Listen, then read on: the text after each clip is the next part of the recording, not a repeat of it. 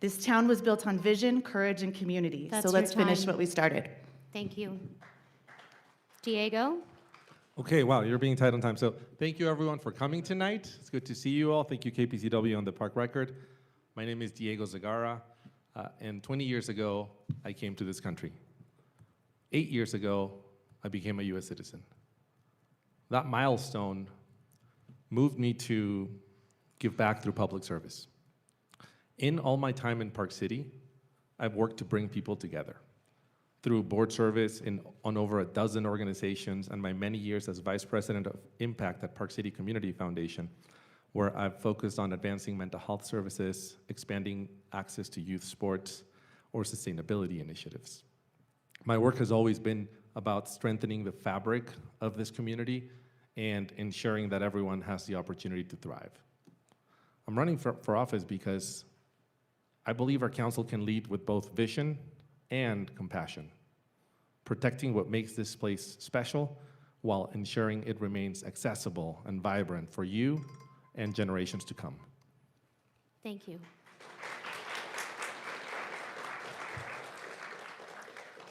I should have mentioned, I just want to ask if we can hold our applause till the end so we can just give them as much time possible to get in as many questions as possible. Thank you. All right, so we'll go to the lightning round now with 1 word to 1 sentence answers. Each should be 15 seconds or less. We're going to start with Tana this time. The question is, what do you see as your role as a council member outside of legislative and fiduciary responsibilities? To ensure that Park City remains a place where we all can thrive and we all can continue to live here and to protect the environment of it. Yeah, I think about it as being an ambassador for our town, supporting our staff, trusting our staff and the work that they do, and much like Tana said, making sure that it's a place where everyone can thrive. It's to be a community leader and really set the tone. It's important that we represent everyone, whether we agree with them or not. All right, and Matthew Prince, the new owner of Town Lift Plaza, wants to upgrade the lift to a gondola that could connect to the Cottonwood Canyons. What do you think? Diego? Wow, 15 seconds? Yes. Okay. I'm interested in seeing what transit solutions we can have in this community. I need to understand more about this gondola project to figure out if it is going to be good for us. I'm not entirely sure it is immediately. And Jeremy?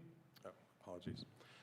I actually suggested it when it came up at an official meeting that we need to stop looking at the Main Street to Snow Park connection and start looking at the Old Town to Cottonwoods connection if we really want to up our game. It's exciting. Yeah, I also support it and have spent the last few years talking through it with the Sweeneys who had thought of doing it before Matthew Prince owned that property. Next question, we're going to start with Jeremy this time. Park City is studying 2 future options for State Route 248, bus rapid transit and light rail. Which do you prefer? Actually, I prefer innovative solutions. Another one we're looking at is a directional flex lane, which could be used for transit and then potentially open up to let the egress outflow of town, which backs us up. So if we could really get to something that solves some problems and we can define that outcome, we can see real progress. To answer the question, BRT. Same, bus rapid transit over light rail. Next question is, what's a problem that requires a regional solution? Tana first. Can I name 4? Recycle Utah, BRT, Senior Center, the Olympics. I'm gonna stick to housing. I think there's opportunities beyond the borders of our town to work collaboratively with the county and look at those housing solutions over the next few years.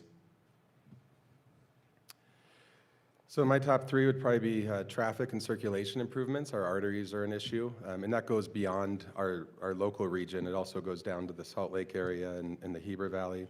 Housing's another one where we can look for a lot of opportunities. And really just being a complete community and looking beyond our Park City borders. Is it time to renegotiate the city's 1998 development agreement with Park City Mountain? Diego.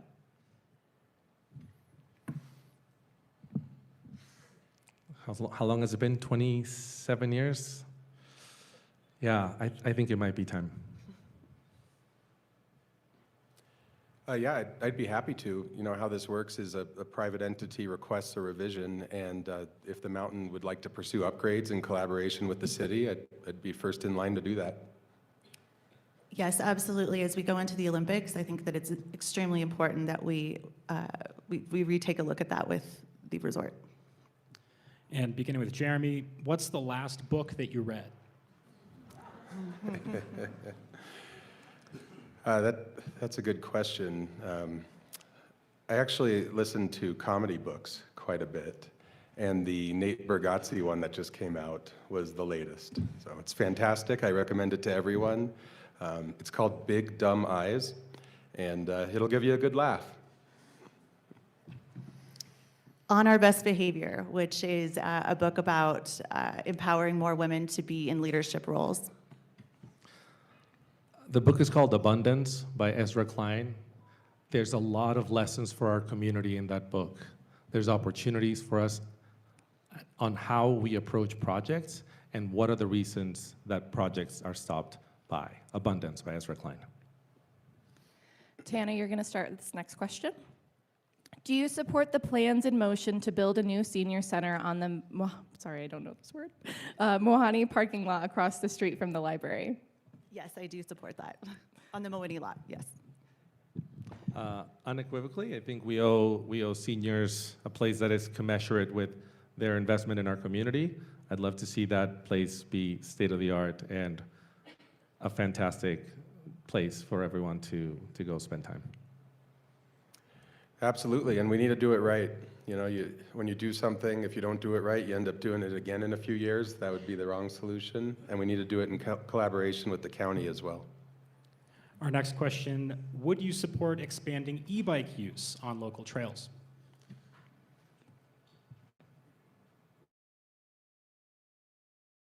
Specific trails. Opportunities for that, especially the double wide, bigger trail alley, not everywhere. Yeah, absolutely. You know, technology shouldn't be something we're afraid of. It has to be safe, though, and we need to work in collaboration with organizations like Mountain Trails to identify the right places to do it and to make sure it's safe. But yeah, we don't want to fall behind. We want to keep up. Yes, there are certain trails that we definitely can expand e-bikes on. Most of our trails in this community were built to not stand e-bikes, and that's a lot of information that we have learned from our partners at Mountain Trails, so it needs to be done right. Jeremy, you're going to start this next question. Depending on the outcome of the mayor's race, the city council may appoint a new council member. Who would you choose? Well, there's actually a process for it, right? And you interview folks. I would hope for a qualified field and work with the fellow councilors to come up with the best solution. Again, it's not about what one person thinks, it's about what the body thinks is best for the community. Yeah, we actually don't know who would even apply, so I think it's hard for us to answer that question. But I do think that we would take a look at who was elected and then what kind of qualities the people who were coming in would help to fill in that additional fifth role. Yeah, similarly, I'd look at the skills of the existing council and body of electeds, and then look at the pool of applicants that we have and pick the person that's best qualified for that moment and the person that complements our skills the best. All right, next, starting with Tana, do you support additional funding to extend the city's child care scholarship program beyond fiscal year 2026? Yes, I think it's been a huge success, and it's now something that is talked about all over, not just with ski towns throughout the U.S., but also at the federal level. And so, yes, I do support it. 100% yes. Yeah, I've been Wait, sorry, more seconds. Back, we're winding the clock. Absolutely yes. I would say that affordability is critical for this town. We are losing young families and families in our workforce every day. And if there's something we can do as our local government to help, we should. Yeah, I mean, Tana and I worked on initial support for this program. It's been wildly successful. I would continue support for it. We're looking at tweaking it now for it to be even more effective. It's pretty exciting. It's an investment in our community and an investment in our workforce. It's important.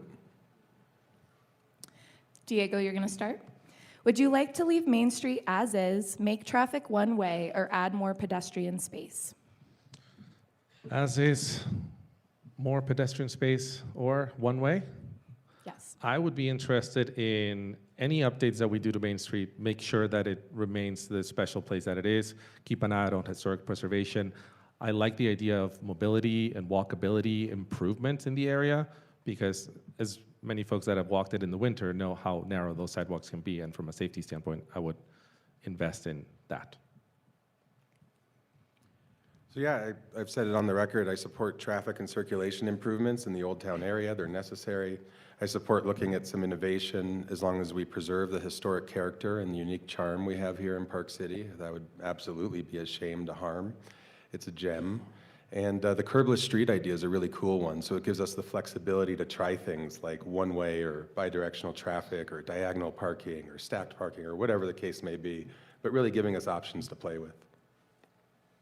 Yeah, adding to that, I also am really excited to talk about geothermal, which is part of when the plan comes back to us, looking at geothermal, pedestrian circulation, how cars and pedestrians intersect, and really ensuring that our historic character stays on Main Street, but also that we're evolving to the needs of an evolving community.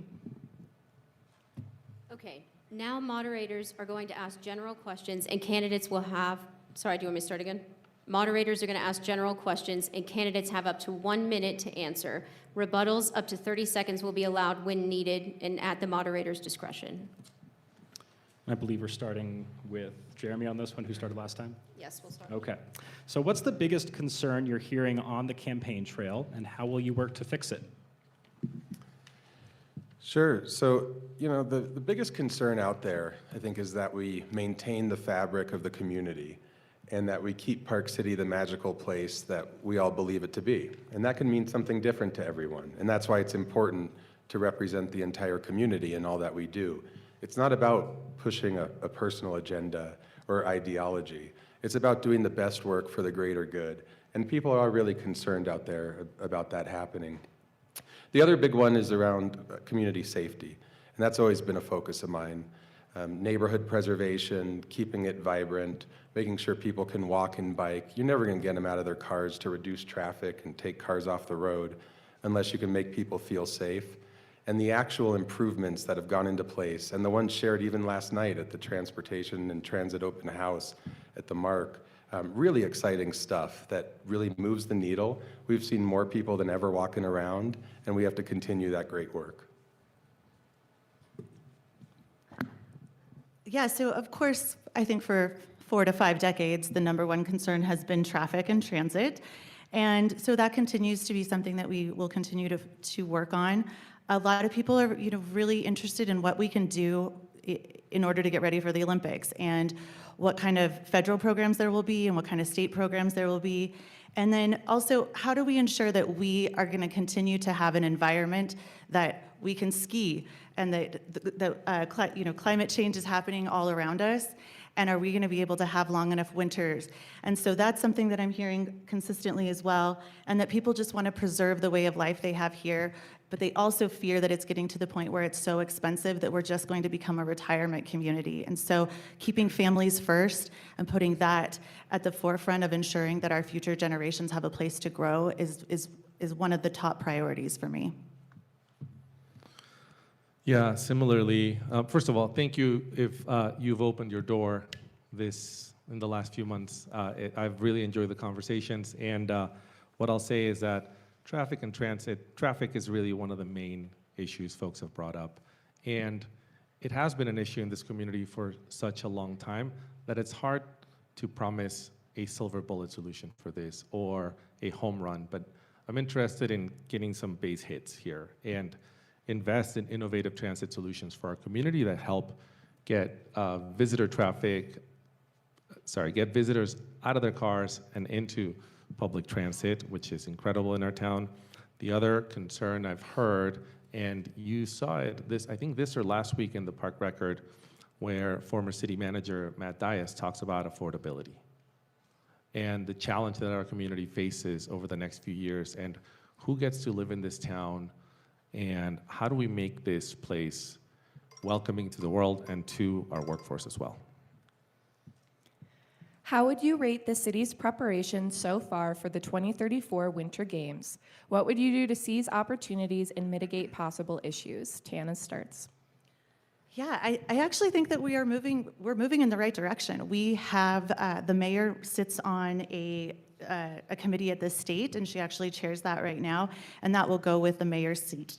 We also have an internal working group here in Park City that includes the resorts, the chamber, the county, the city, and we're beginning to talk about what does Park City want. And one of the first things that we really need to decide is, does Main Street want to be a non-competitive venue? And if so, that's going to take a lot of work for us to get ready to do that. But one of the big things I think we need to do is figure out, what do we want to see in 2034, and then work our way backwards. So where do we start? How do we do that? We have a huge opportunity to partner with the state and to partner as a region, and we really need to be focusing on Wasatch Back.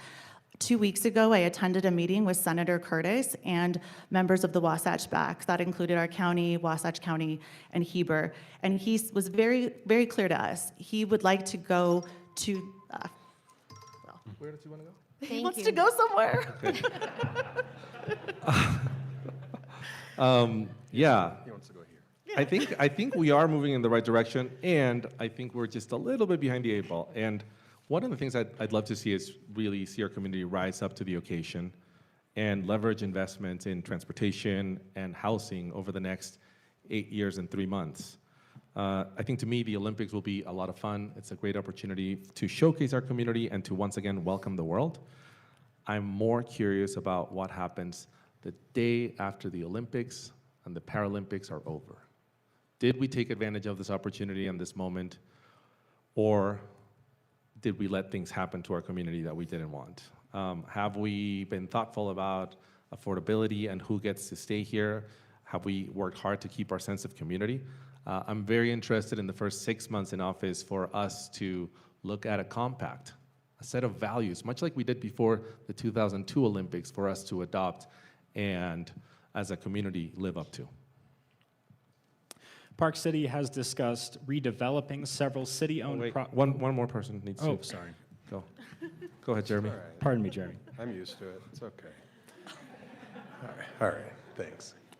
So I'll tell you what, we did it well in 2002, and the leaders of this city did a fantastic job making it work. So I don't think that we're necessarily behind the 8 ball. I do think we have opportunities, though, and it's an exciting opportunity for our community, especially the youth of our community. You know, we have 2 young daughters, 7 and 10 years old, and for them to experience what's coming is truly special. It really is. My 25-year career I mentioned in Big Four consulting and management strategy focuses in utilities and infrastructure. So I worry about that stuff that a lot of people just hope works, right? Your light switch works, your faucet turns on, the stove works, that kind of thing. That strategic planning that comes alongside with it, that's where we have an opportunity to look bigger than spot planning, to look bigger than, say, a 5-acre parcel, to look at a district, to look at a zone, to look at our interactions with the region down to Salt Lake, down to Heber, like we talked about, out east even, and go on and on and on. We could use things like fiber upgrades here. We could use power upgrades. We could move that substation out of Bonanza. There's some exciting stuff coming. We got the first half of this one. Park City has discussed redeveloping several city-owned properties along Sweet Alley, including the China Bridge Garage and Brew Pub parking lot. What's the best use of that space, and how should the city approach it? Diego. Me first? Okay. Yeah. I think that whatever we do in Sweet Alley, I'm just going to echo something I said earlier. I would like for it to be focused on walkability and accessibility. If it can speak to the character of Main Street specifically, that's something I would be interested in. I'd rather not see a massive boutique hotel being developed there. I'd rather us not sell Marsac. I feel that that's part of the soul of our town. And yeah, whatever happens on Sweet Alley, it just needs to remain within the character of our town and Main Street. Thanks. Yeah, we talked about it a little bit. Traffic and circulation are job number one in the Old Town area while we maintain the historic character and don't ruin the unique charm that we have here. It really is what makes us special and differentiates us. That being said, there are certainly opportunities for things like pedestrian safety. It's a problem. It really is. And back to nobody's going to get out of a car unless they feel safe doing so. We can make those improvements and focus on Sweet Alley to do it. And that's exactly what we've directed staff to do as part of this Main Street discussion. I'd also like to see Upper Main Street activated, but consistent with the brand that we want to present. Not just activated like any ski town USA, activated like Park City, Utah. And that's a really exciting opportunity for us to pursue. China Bridge is a unique issue with part of it failing, and we can look at that as an opportunity to redevelop the part that is failing and make it a legacy project, again, on brand with our historic character and uniqueness. Yeah, so as someone who owns a business on Main Street and is in and out of Main Street, 4 or 5 times every single day, by car, a lot of the time, running errands back and forth, I can tell you that we first and foremost need to beautify Sweet Alley. The blue dumpsters, the power lines, people's waste everywhere. It's not a pretty place. So I think there needs to be some redevelopment on Sweet Alley, and I'd really like to see it focused in on small businesses. Right now, it's about $100 to $115 a square foot to lease a building on Main Street.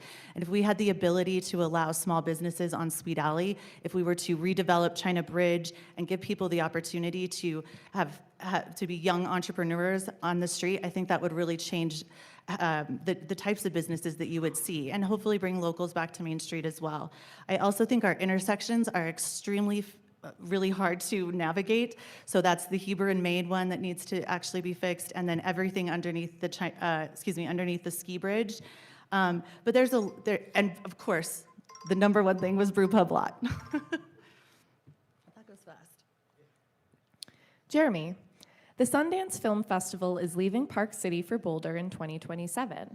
The Kimball Art Center has also abandoned plans to build a new headquarters in Bonanza Park, opting to partner with Dakota Pacific and Kimball Junction. What is the city's responsibility, if any, to foster arts and culture? Well, we have a giant responsibility. I mean, that simply said, let's start there. And I saw Aldi's here tonight. Thank you for coming. It's a great opportunity for the city to work with the Kimball Arts Center. They got an exciting opportunity out at that new parcel. It's more land, it's more open land. They can do more, they can deliver to their vision. And while we're bummed they're leaving, it's gonna be great for the entire community. What we can do as we look at that 5-acre parcel is how do we activate the Park City community around it? How do we do workshops? How do we have education classes? How do we work with the Kimball Arts Center, the University of Utah, the Arts Council, dance studios, music outlets, and really bring people out to express all these different forms of art and leverage the experts in our community to help us do it. And that's where we're gonna go next. We have actually an open house coming on Monday the 20th, 2 of them during the day, and then we'll be discussing it at that next council meeting, and look forward to the public's engagement as we do prioritize working with those expert organizations in our community. Yes, I absolutely think it's critical. And I, for one, enjoy having all of these different types of events. I think they bring an amazing culture to our city. I loved the Song Summit. I hope that they decide that they want to return. We're also looking at as Jeremy mentioned, the 5-acre. We're looking at a space that could be an open space for different nonprofits in our town. So theater and song and ballet could come in and use that space and really open it up to the public. The PC Create has been a successful program. I think the Summit County Arts Council has just finished their strategic plan, and they'll be coming back to us to help us understand as Summit County where we are missing arts, what our opportunities are, and where we can actually grow the program together by partnering with different organizations. Yeah, I think it's critically important that the city play a role. I want to see us work collaboratively with the Arts Council to see what we can program, not only at the 5-acre parcel, but beyond. Tana mentioned Create PC. That is a wonderful space where local artists get to display their art in a way that may have not happened on Main Street, given the cost of rent. The other reason why I think it's important is that the arts bring people together. whether it's a movie here at the Santy through Park City Film, or an exhibit at the Kimball Arts Center. There's a ton of opportunities for us to support the arts. I think it's glue that brings people together. Again, the Arts Council has done wonderful things, has managed events that bring folks from all walks of life. And I'd love for us to continue being involved in that and investing robustly in that space.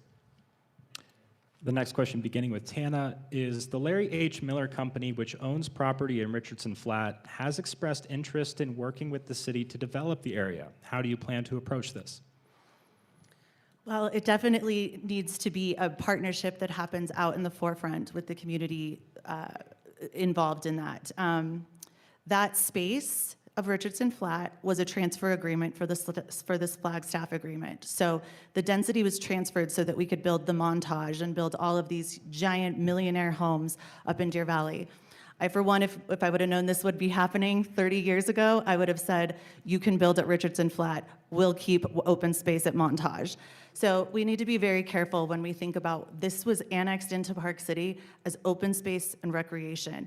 That should have been a golf course, or it could be, at this point, it could be anything if we're not gonna go with golf course, but it was annexed to remain open space and recreation. So if Larry H. Miller would like to develop on it, it needs to be, they need to come to us with a plan, and the community needs to say, okay, we're okay with this plan. I personally don't want to see anything like a Dakota Pacific out there. I am not in favor of us trading anything for giant development there. Thanks, Tana. I feel similarly about this. On the campaign trail, I am yet to hear from anyone that is looking for more sprawl. They have not expressed interest in that, and look, if it's something that the Larry H. Miller Company wants to pursue, it should be a conversation, it should be a negotiation, and top of mind should be, what is the benefit to you all? What is the benefit to our locals and to our neighbors? Will it provide transit solutions? Could it provide housing solutions? And I also recognize there's this looming power of the state that helped Dakota Pacific happen. I want to be really careful about that and make sure that if this is going to happen, that we're at the negotiating table and that we are in control of our own destiny and not just let it happen to us. Yeah, job number one here is it has to be transparent, right? If it's not transparent, we shouldn't be doing it. It should happen in the open, it should happen with our community, and whatever we do should reflect what our community wants us to do. Again, that's our job as elected officials. Also, we have to preserve open space. Right? It's tough to look at open space being carved out and rezoned for development and for high density when you don't explore all options. So how do you do that? You put everything on the table and you work through it. This Richardson Flats area, it does have a legacy, and it would be something that would be quite the discussion, I'm sure, with the community. The park and ride out there to activate was even tough to do. It was a discussion on council a few years ago when Tana and I first joined, if we could even do that. And narrowly, we moved forward with it. It's been a wild success, double-digit growth year over year. The community loves it. If we can make some small improvements there to make that even better, great. Do we want to build another city? Probably not. Starting with Diego. This afternoon, Park City announced it will give a 4-acre parcel near the Home Depot back to Summit County for Recycle Utah's future operations. How much should the city contribute financially to build a new facility? I think the city should look at contributing something. What I'd like to understand, and I have been talking with board members of Recycle Utah, is what the scope of the project might be. I think we have a role and responsibility, as well as Summit County. That would be a conversation to be had with the county, who traditionally the counties are responsible for waste management, and I recognize this is a community benefit, and it has been for 30 years.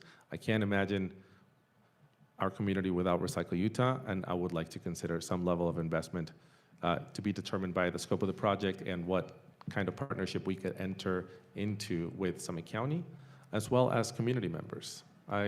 There's likely an opportunity here to step up for Recycle Utah. It's a nonprofit at the end of the day, and if we can support it in a philanthropic way, I think that would be a tremendous partnership for our entire community. So I was really excited to hear that the announcement was coming today. Been right in the middle of this one, raised it at a number of public meetings over the past few months, and the frustration, I think, was pretty clear to the community, especially based on the feedback that the council received and that I specifically received in thanks for raising the issue and daylighting it when these talks were bouncing around. Recycle Utah is really a critical component of our sustainability initiatives, and it's something we need as an investment in our community to meet our waste diversion goals and to really be who we say we are, which is so important. So the city absolutely should invest in it. There's some easy math we can do. If you haul this waste off further, it costs us multiples higher than putting it somewhere around here. We support Recycle Utah financially today. We should continue to support Recycle Utah financially tomorrow. And we should work with the county in collaboration to carve that up appropriately. You would ask, excuse me, you would ask the question about what I've been hearing the most about from people over the last 6 months, and Recycle Utah is definitely probably number one or number two when we were talking about the environment. One of the things we did ask for as a council was to have Recycle Utah bring to us their feasibility study and their design and their direction of what they want to see built. And so I don't know what the number would be that the city would contribute to that. We still are going to be looking at that design. One of the things that's really important for me at this new recycle center, though, is a food digester. I think it's absolutely critical that our zero food waste goal is prominent here. We visited Sun Valley in 2022, and they had something called a chompy, which is a food digester, and it was phenomenal to see how the food waste was then taken and then used as compost to create community gardens. And I think we have a great opportunity to really bring that into Park City, because it's so important to continue these conversations about the environment. And the last question for this round will begin with Jeremy. What is an unpopular decision you've made in your career that you thought turned out positively in the long run? There's probably been a number of them. And you know, that goes with the courage of leadership, right? Not everything you do as an elected official or as a management professional is popular at first. Sometimes you have to prove it. The one that I go back to from my time on council is probably reducing the speed limits in town. That was a really emotional issue. And I didn't quite understand at the time why it would be such an emotional issue. And after we did it, it's been widely accepted in the community. The data that we collect shows it being effective. We've improved community safety. We've done all the things that we intended to do, and it also launched us into the Neighborhoods First program, which involves all of you telling us the traffic problems around your homes and the city addressing them with things like crosswalks and stop signs and other traffic mitigation measures. So it turned out to be great. You just have to have the courage to step through it and to really stand up for what's right for that greater good. One of the things that we had the opportunity in 2022 to do was to pull the lift upgrades at PCMR up to council, and we didn't make that decision. And I think now, that was a decision I wish that we would have made, but now looking at it, that we don't have those lifts, I actually think now we have a much better opportunity right now to sit down with Vail and ensure that we create a new master plan with them, and we create whatever development they are going to create is actually in line with what Park City wants. Just use my professional life. Could you ask the question one more time, please? An unpopular decision that you thought turned out positively in the long run. Yeah. So it has to do with values. And it was a little over 3 years ago at the Community Foundation where I work that we learned about the Roe v. Wade decision. And there was an opportunity, an invitation for us to lean into this moment and state our values clearly. And it wasn't a clear-cut decision. There was a conversation around it, but ultimately we were incredibly supportive of this statement, and so we put it out.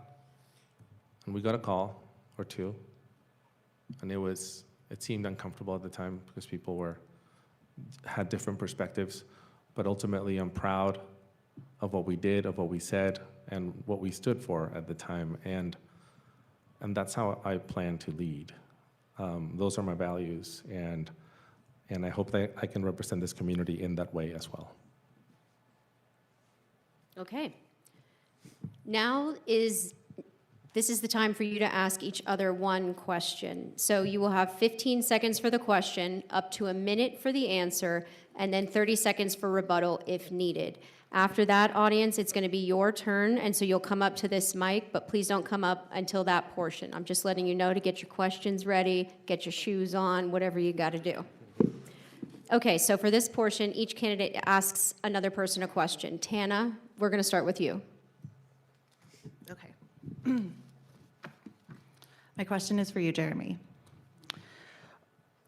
Over the last 2 years, we've lost some of our most experienced and talented staff, and several of them have directly tied their departure to your behavior. We've also had key partners and stakeholders step back from working with Park City and have pointed to your approach as a major reason. If you're reelected, how will you change your leadership style so staff, partners, and stakeholders feel respected, heard, and able to do their best work with us? Yeah, thanks for the question, Tana.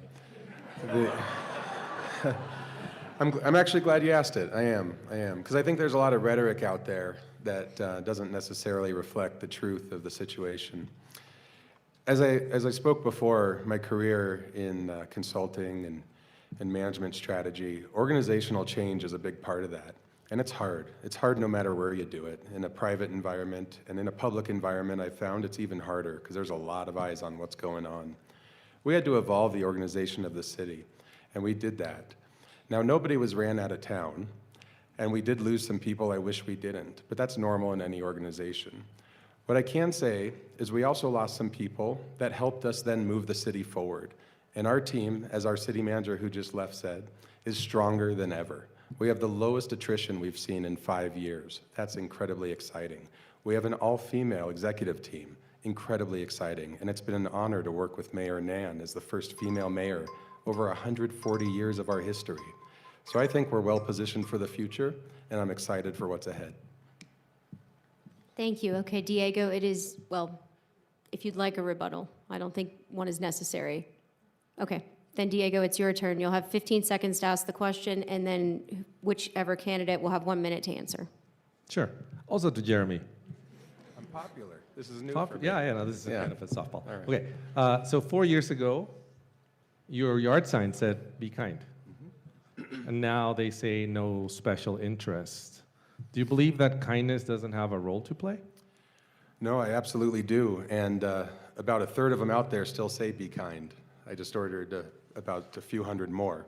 So when we ran out, the new ones don't, and that was actually an initial mistake in printing. But then we ran with it. I believe kindness plays a huge role in our community. It's one of our critical values, and it's something we all have to uphold. We can all be better together. And again, we can disagree together, right? We don't have to disagree apart. We don't have to have arguments. We don't have to turn our backs to each other. We can go to the bar, we can cheers a beer, we can talk over our differences, we can shake hands, and then go hang out at our kids' soccer games together. That's what Park City is. That's the fabric of this community, and that's what we really need to keep promoting. Without kindness, that falls apart. So I'm excited, again, for building on it. I'm excited for everyone to see that it's okay to have differences of opinion, and I'm excited for the future. Okay, now Jeremy, it's your turn to ask another candidate a question. Sure. Apologies, just getting my voice back here. So critics have claimed in the recent past that Bill, Ed, and I form a voting bloc, that we control outcomes on council to community detriment, and it needs to be broken up by replacing me. But the facts show in hundreds of votes, only 22 were splits, and around 6 of those were Bill, Ed, and I voting together, so less than 2%. Those supported open space, fair procurement, opposed insider deals, and values our community stands for, and things that supporters of all candidates endorse them for standing for, ironically, which is great. So the question's actually for whoever would like to answer, Tana or Diego. If your ticket wins, as you're running together, you'll handpick Ryan's replacement, which perhaps you already have, I don't know, but you have the power to instantly create your own 3-vote majority. How is this not the undemocratic control that we've been falsely accused of? And after these attacks disrespecting Ed and Bill, how will you collaborate effectively with them? Well, to quote you, there's a lot of rhetoric out there. And yeah, no, I like how you framed it. You know, there's a lot. That was a long question, so I'm going to try and address parts of it. But as far as a voting block, I don't know where that's coming from. Tana and I have disagreed all the time, and there's an element here that, yeah, we make a good team. We are collaborative and we work well together. So I don't buy that hand-picked candidate theory of yours. So that's it. No, can I just add a little? There's a lot of meetings that I walk into and I feel like the vote has already been decided before I get there. And I would never want to actually do that again to anyone else. Okay, Thanks. So, do I get a quick sure, rebuttal? yes. All right. So in terms of a quick rebuttal, thank you for the feedback, and it's nice to hear reinforcement that there is not a voting block today, and there's not one planned for the future, which is great.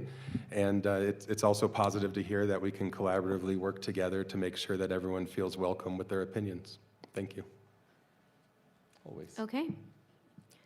Now it's time for the audience portion. So if you have a question, you can come up to this microphone.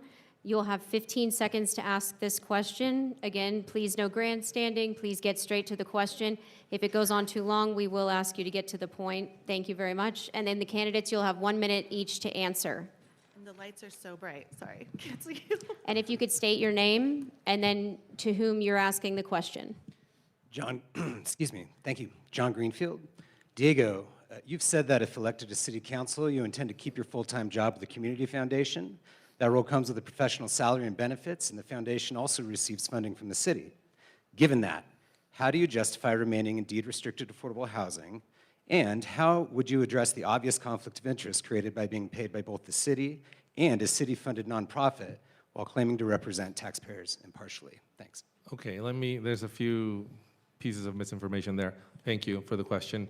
So, first of all, I don't plan to work full-time at the foundation. I want to honor this job and give it as much time as I can. I'm going to go part-time at the foundation, and I will, receive part-time salary as well as get the stipend from the city. As far as funding from the city, there was a decision made this year of $11,000 a year for our sports access work that doesn't pay me directly. It just primarily goes into scholarships for kids, which I'm supportive of. I imagine you are as well. And as far as a conflict of interest when it comes to housing, I think that was a question. Yeah. Yeah. Again, I don't think that's how housing works. Affordable housing program is great, and it could use some improvements. We need more units of housing, and I don't see that as a conflict. Sorry. My name is Suzanne Rosenberg. I live in Prospector, and this question is for anyone of council, people who can feel they can answer it with specific answers, not just generalizations, as we've heard a lot of already tonight.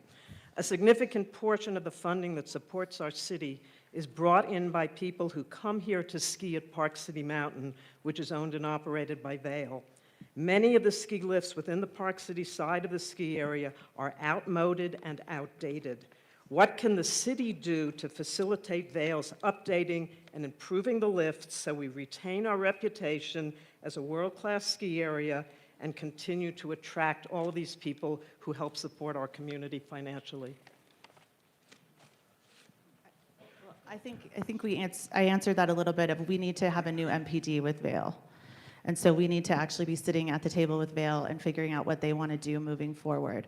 We know that their base area is going to be developed, and it needs to be in partnership, and it needs to fit the character of the neighborhood and fit the character of our town, but we need to be working with them like we worked with Deer Valley on theirs. I didn't hear any specifics there, but thank you. Well, the MPD. Sue, if you'd like, more of us can answer you. You're all permitted to answer the question if it is to the group. Sure. Yeah, I agree with the question and the context of it being we need to do something. And what we need to do is sit down and collaborate with Vail as a partner, right? They have a strategic plan. We need to be part of that strategic plan. And that's where we can make some strides. We have worked together on some positive things. We have direct bus service from Richardson Flats. We've worked together on the parking and traffic mitigation at the Park City base area, which has been very successful as well. And we can work together on lift upgrades. We can work together on the Munchkin lot right next to the Bonanza 5-acre parcel. We can work together on our traffic circulation. And we just have this unlimited opportunity. So what's the next step in that? It's us shaking hands and coming to positive community outcomes, following a transparent public process, which we can absolutely kick off tomorrow. I'll try to be a little more specific and succinct. And it's, the conversation came up a few weeks ago that Park City Mountain is looking to revisit the application for the lifts. And so long as it's within code, I think we should be quick about approving it, given the impact it could have on the skiing experience. So thank you for that question. My name is Jim Doelny. As chair of COSAC, the Park City Citizens Open Space Advisory Committee, in 2016, I was intimately involved with the hard work to create a conservation easement for Clark Ranch, which had been purchased with Citizens Open Space bond funding. I'm asking a simple question. I'm hoping for a simple one yes or no answer. If elected, will you promise to ensure the recording of the 330-acre conservation easement as is, not relocated somewhere else, for Clark Ranch that was recommended by COSAC and unanimously approved by the previous city council? Yes or no, please? So yes, thank you, Jim, for the question. I led the charge on us getting the Treasure Hill Conservation easement while I was on council, and I will lead the charge on this one as well. I feel similarly, Jim. Yeah, Jim, thanks for your service to the community. And the simple answer is yes, I support conserving the entirety of Clark Ranch. As is. Conservation easement, and we're not going to change where it's located. The entirety of Clark Ranch without a housing development. Thank you.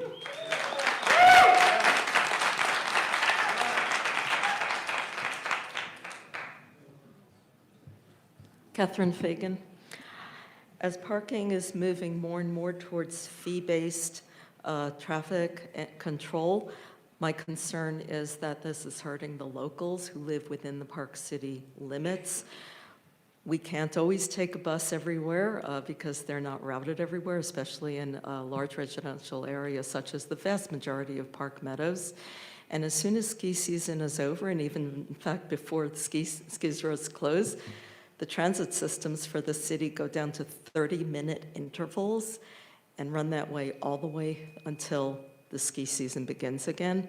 So for locals who want to get somewhere within the city, 30-minute intervals. Could you please ask your question? My question is, how are you going to sustain service for public transit and parking options for the locals who live here, rather than focusing on the vacation and visitor needs?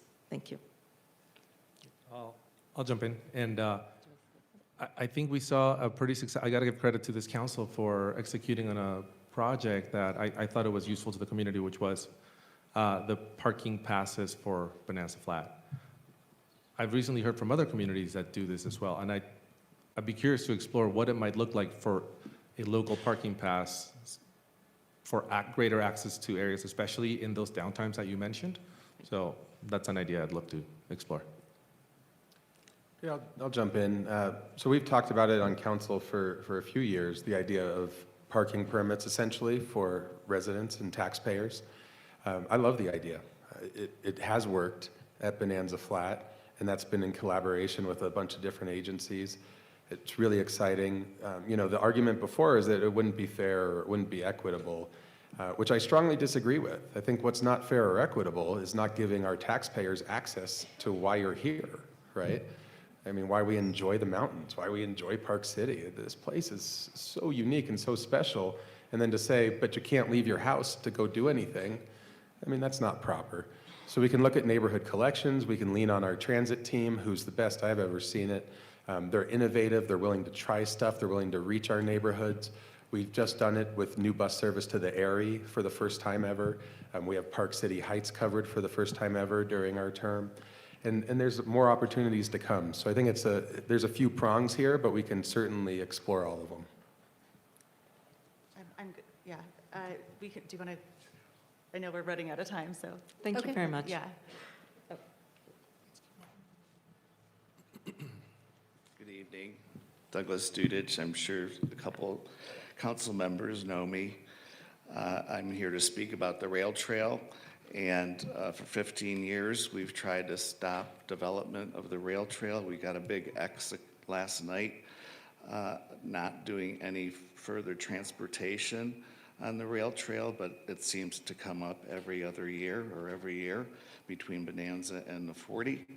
Can you commit tonight to stop bringing up the rail trail and its continuous attempts to change it and protect the rail trail, the wetlands, and the wildlife, except for maintenance and beautification? You can do an yes or no, or answer any way you Yeah, like. so Douglas, just so I'm clear, you want to redevelop the rail trail? Is that what you're Yeah, asking? that's it. I'll jump Hardly. in and answer. I was part of the effort to not widen the rail trail a few years ago. We did look at some targeted safety improvements, and those were necessary, and those may be necessary in the future. However, largely speaking, leaving that corridor untouched as the gem it is very important to our community.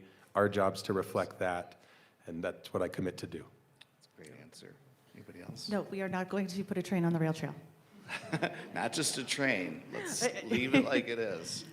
Yes. Thank you. Yeah, thank you. Yeah, same. It's a gem. Keep the rail trail. Okay, this will be our last question. So you'll have 15 seconds to ask, and then you'll have 1 minute to answer. And then after that, we will do closing statements. And then we will do a quick change to get the mayoral candidates up here. Hi, my name is Isabel Reyna, and I'm with LIA, Latinos in Action. Forgive me if this is a repetitive question, but I feel that is just something important to the community, to certain voices that need to be heard. But I was just wondering, what are some things we can do to change, accessibility to housing? Because, it's important. Yeah, you want to jump in? You go first. Sure. So thanks for the question, and thanks for what you do. Latinos in Action is a super important organization. For those in our community who don't know about it, I'd encourage you to go learn. Our kids are in Park City schools and excited for when they get old enough to be exposed to it. And they'll be able to speak in Spanish, which is also super exciting. The first thing we need to do from the housing front is invest in our current housing developments that are falling apart. The city needs to do more with HOPA and get that project moving, the Holiday Village Parkside project. Before we start to solve, boil the ocean type problems, let's fix what's in front of us, right? Let's modernize it, just like that amazing plan that's out there says to do. Let's make sure that places like Aspen Villas are up to snuff and that people enjoy living there. And our other affordable and workforce housing projects in town, let's make sure that we invest in that community that we're trying to build and that workforce that we're trying to maintain here.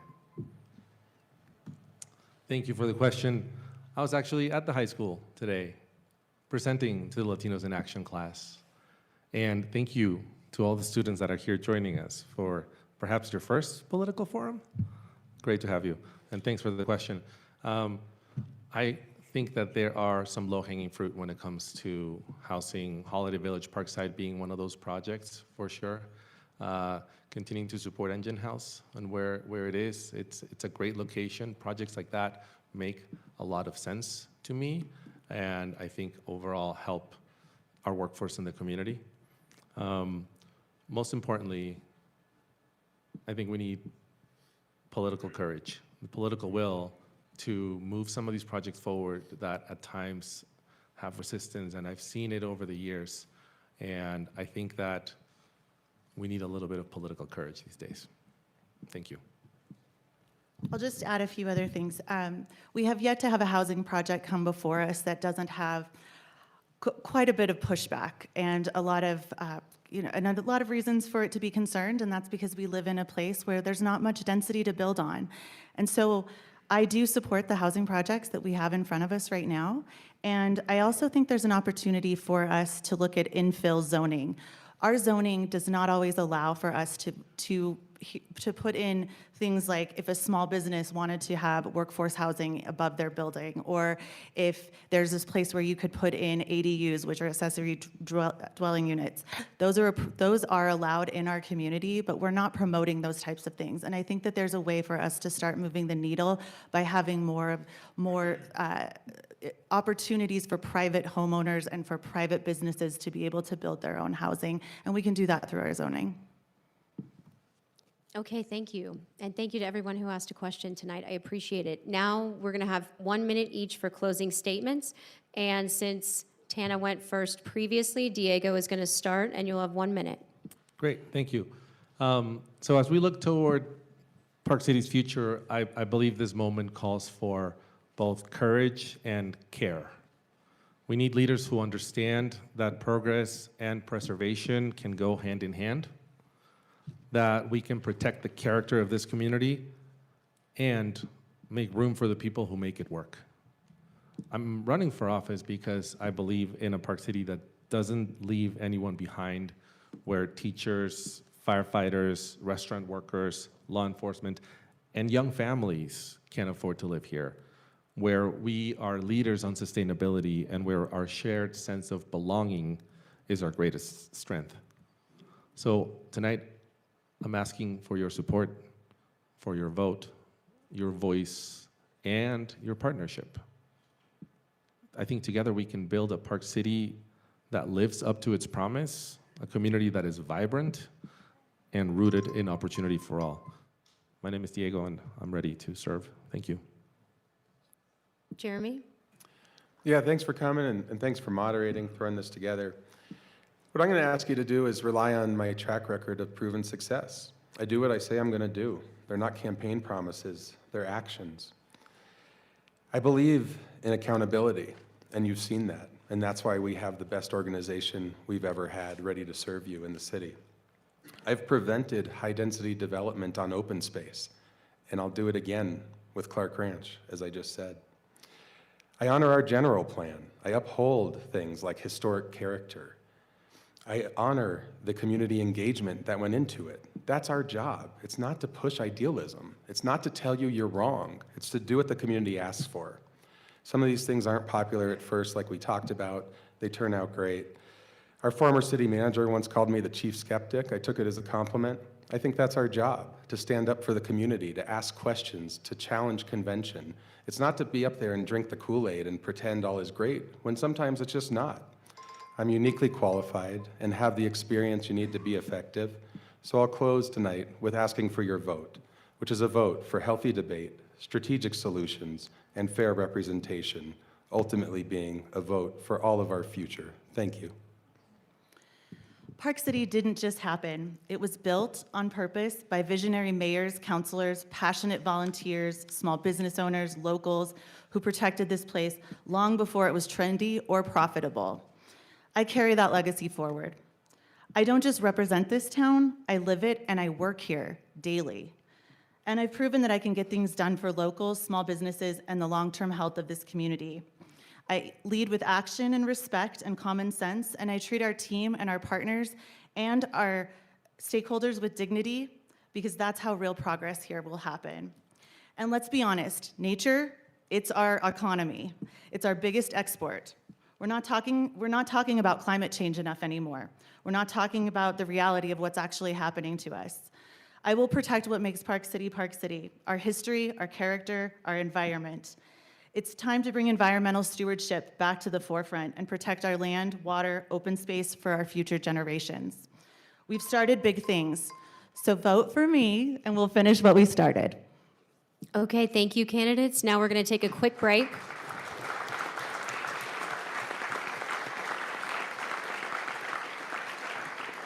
And if I could have the mayoral candidates come up, please, and we will get started in about 2 minutes.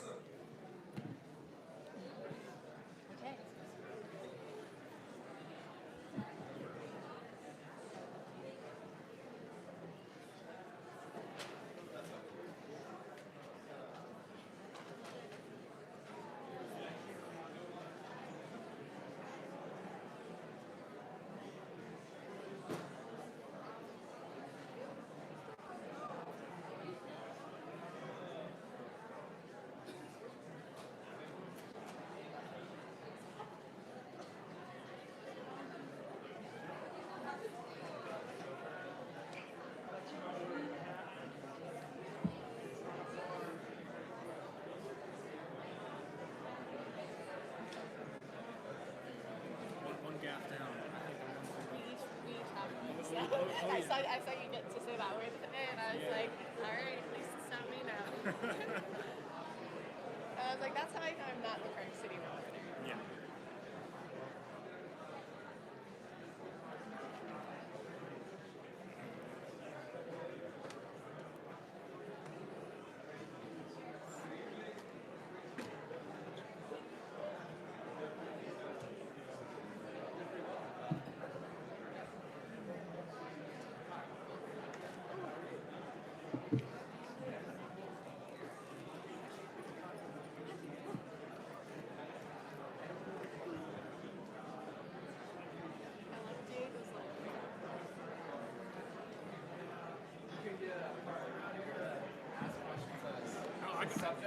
I don't know. I've been promoted. Thank you for coming. Thank you very much. Okay.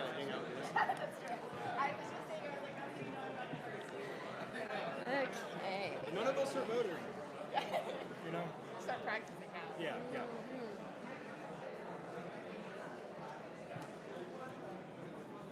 All right, we gotta go. Oh, no. I was listening who was first, right? And I saw...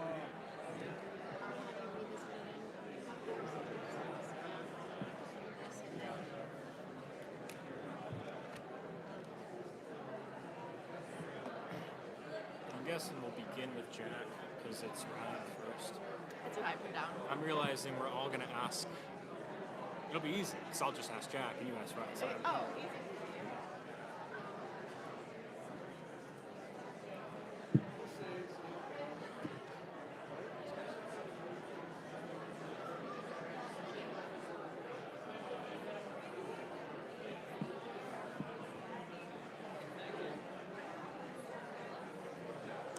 Everyone, if you could please take your seats, we're ready to get started with the mayoral portion. If you could take your seats, please.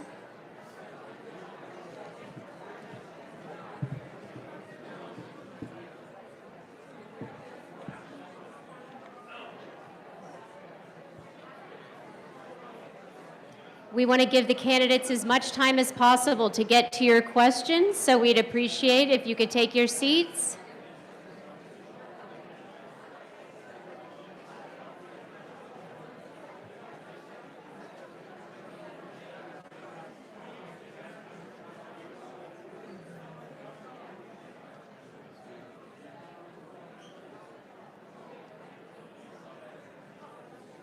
Okay, we're going to get started here.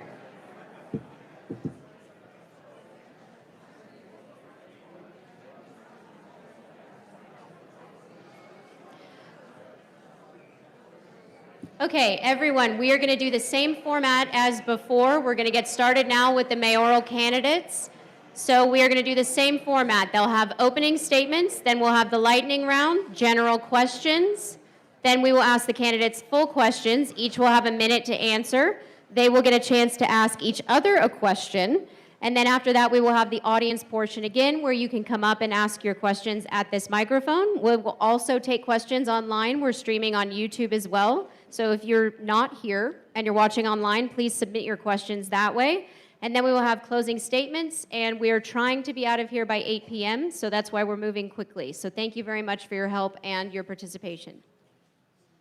All right, like before, we'll go in alphabetical order with the introductions, then switch with each question. Ryan, we'll start with you. 1 minute.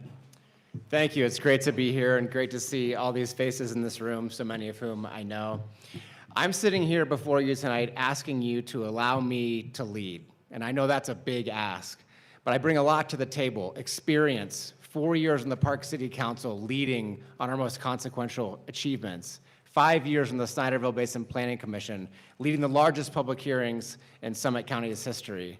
I'm endorsed by every recent mayor, every former mayor of Park City back to 1990, a time period that goes back to when traffic used to stop on 224 for the cows.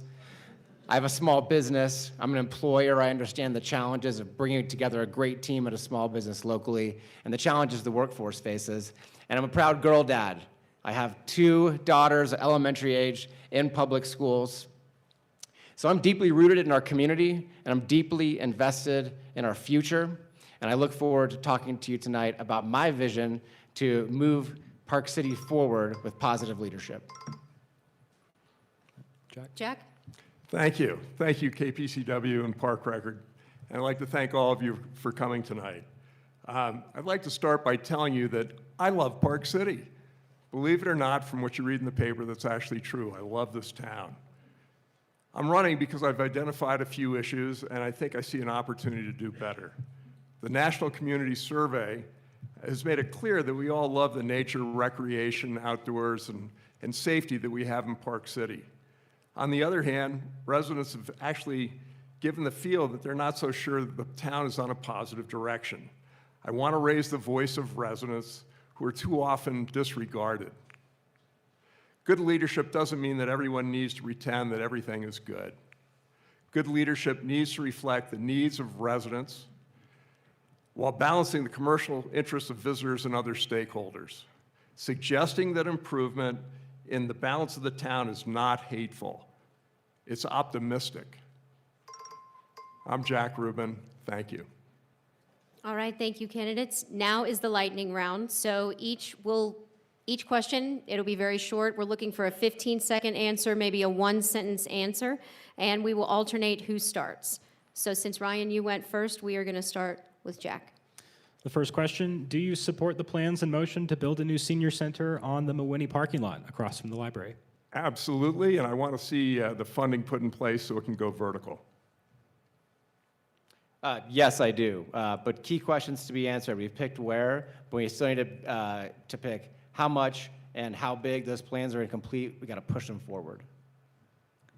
Ryan, Park City is studying two future options for State Route 248, bus rapid transit and light rail. Which do you prefer? I think it was important to pursue these alternatives actually required by the federal government to go get this funding that the Olympics allow us to get in our partnership with UDOT. But ultimately, I believe bus rapid transit will be the solution. Yes, I believe in the bus rapid transit, and as was noted earlier, the flex lanes. There's a couple of things that can be done and probably be done pretty quickly. This one to Jack. When was the last time you took the bus? I took the bus fairly recently, the tan bus going through Park Meadows. It works pretty well when you can flag it down. Same 2010. I was excited to bring that to Park Meadows. You're welcome, Jack, for that ride. But it's exciting to have expanded transit in my time on council. Starting with Ryan, should the city financially support local families' childcare? Yes, our program is a model for the country. We've gone to Washington to present it to federal leaders and both political parties. Other towns are looking to us. We should all be proud of it. I agree. Childcare is probably more expensive than college these days, and if we expect families to be in town, we've got to provide some help. Do you support the Clark Ranch housing project as proposed? Jack. Absolutely not. All right.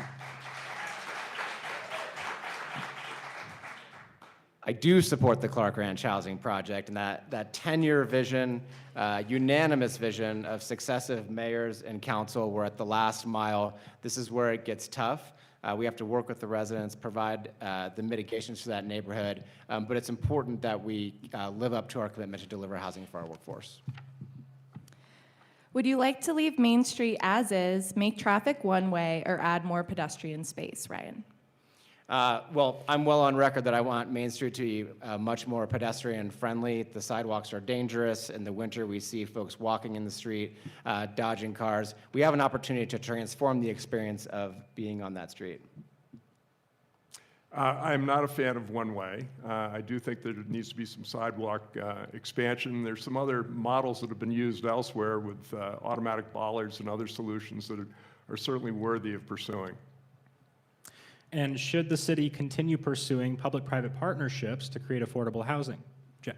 I'm a fan of affordable housing. There are opportunities where we can make affordable housing. I'm a big fan of that, but I think it's got to be done judiciously and efficiently. If public-private partnerships are the way to go, the vehicle is not what matters to me. It's how we can be good stewards of our financial resources and provide the product. Well, public-private partnerships are how affordable housing gets built. The city's been a developer in the past. We've delivered just under 100 units, and those deliveries have been a challenge. We've delivered a lot of for-sale housing that you heard in the first round here, has had some challenges, helped lead the push to this public-private partnership model, because that's what delivers the housing that we need.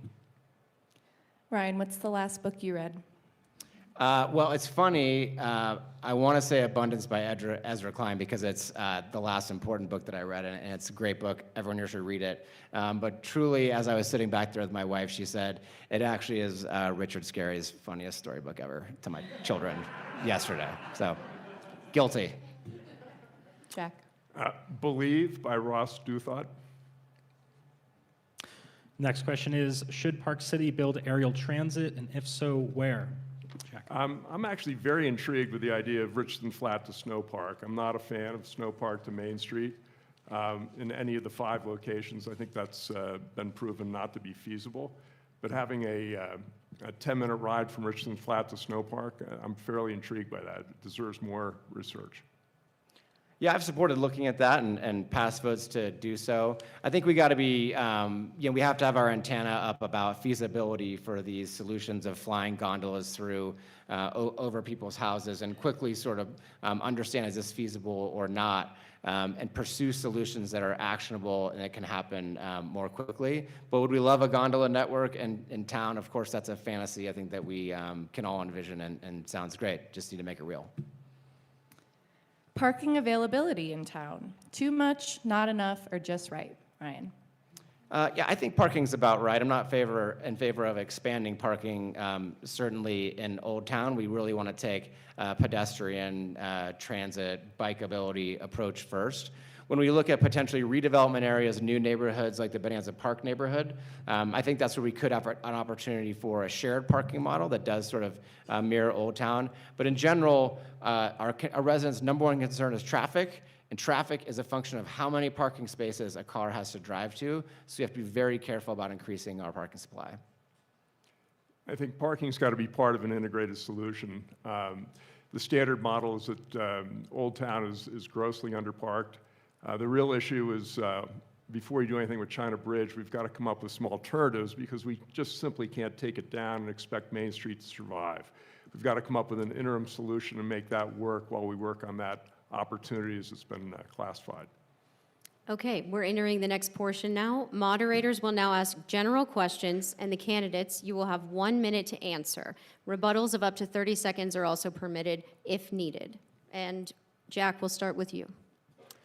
In In 2023, the City Council unanimously approved a public-private partnership with Deer Valley as part of the resort's snow park redevelopment, including a $15 million match for a transportation facility along 248 and a 20% day skier parking reduction. Ryan, you were one of the council liaisons who privately negotiated with Deer Valley. Why was this the best deal for residents? But we'll begin with Jack. How would you have approached those negotiations? They were done effectively behind closed doors as appropriate at the beginning level of a real estate deal, but it became clear that Ryan and his partner in negotiating it also became the advocates for it and then voted on it as well. To my mind, it needed more airing, more public exposure, more accountability before we move forward with the vote. It wound up being pushed back, and I think that was the voice of the people. The voice of the residents around Deer Valley. 1,100 homes joined forces to try to make it something that's more accommodating to them. I'm incredibly proud of that deal and that negotiation, which was transparent. We did it like all of our negotiations. We appointed council liaisons who did go negotiate with Deer Valley. People want the government to operate like a business. That's a great line in politics. And in business, deals between companies aren't made at the shareholder meeting. You have to get together, work out the details, and then bring agreements forth to the council and the mayor to vote, discuss, take public input in public. But let's be clear about the big picture. The Deer Valley parking lot deal was already approved. That density was already there. For a sliver of land and a road vacation of no value to the city, we received $15 million in investment in our transportation, a peak parking reduction, other neighborhood mitigations. We made a bad project a good project with no additional density in the base area and lots of community benefit. So that density already existed. What we did was turn to a win for Park City, to manage our traffic and our transportation and reduce the number of cars in town. What do the recent departures of city managers and other high-level staff say to you about the state of the municipality? Starting with Ryan. Yeah, so I've been around, and obviously I know these folks well. You know, I can point to their statements. Our top two deputies wrote letters to the Park Record about their experience at City Hall, and I think it signals a cultural shift that we need to make in the next administration, City Hall, and I think we will.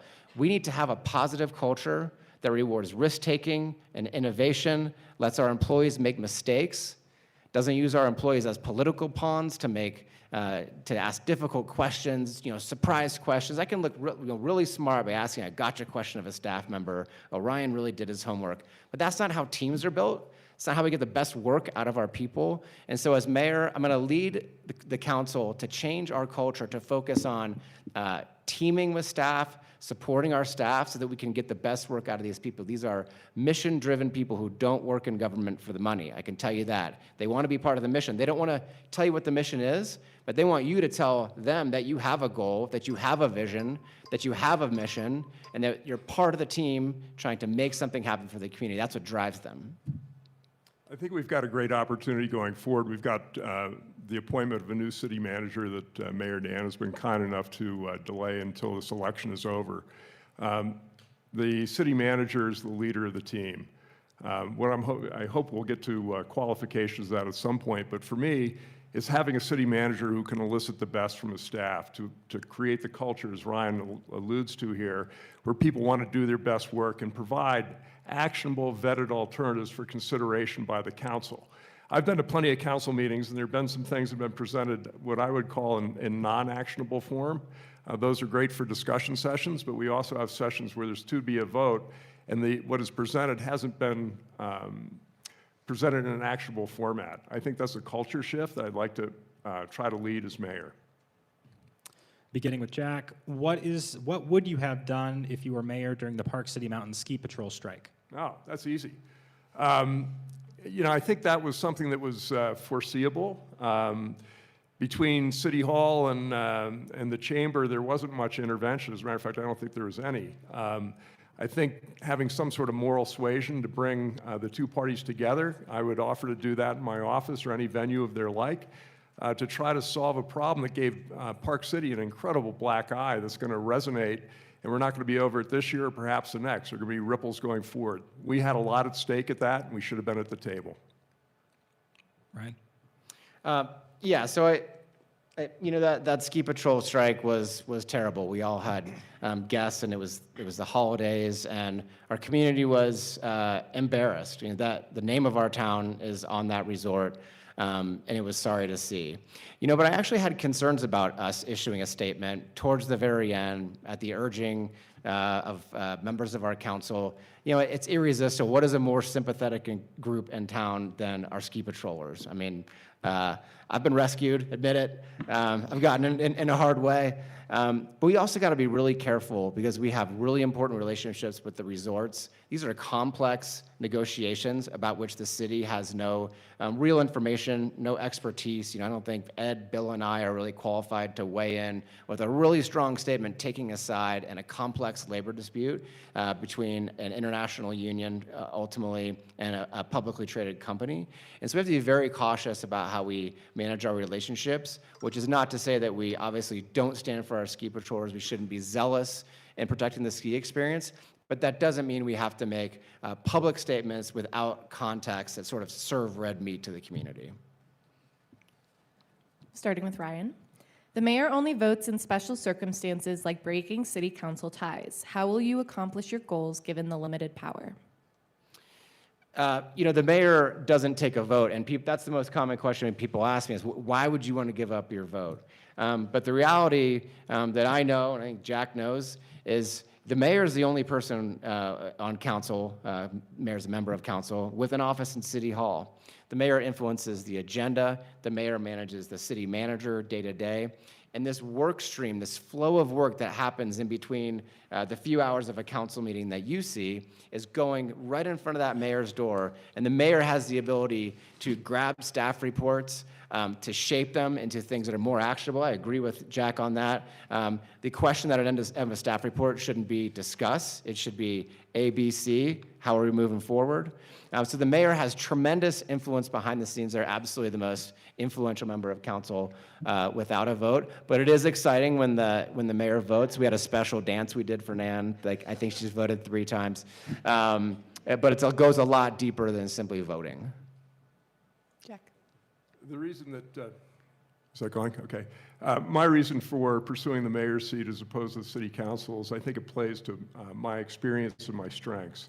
I've led a number of organizations, both commercially and not-for-profit, where I've been able to bring diverse people together to form a common mission, find overlap, deal with each other with respect, and move forward. Finding where there's a thread of commonality to begin, building off of that, and doing things for the benefit of the town and its residents. That's what excites me. Next, Park City School District enrollment has declined for several years, along with the amount of workers living in town.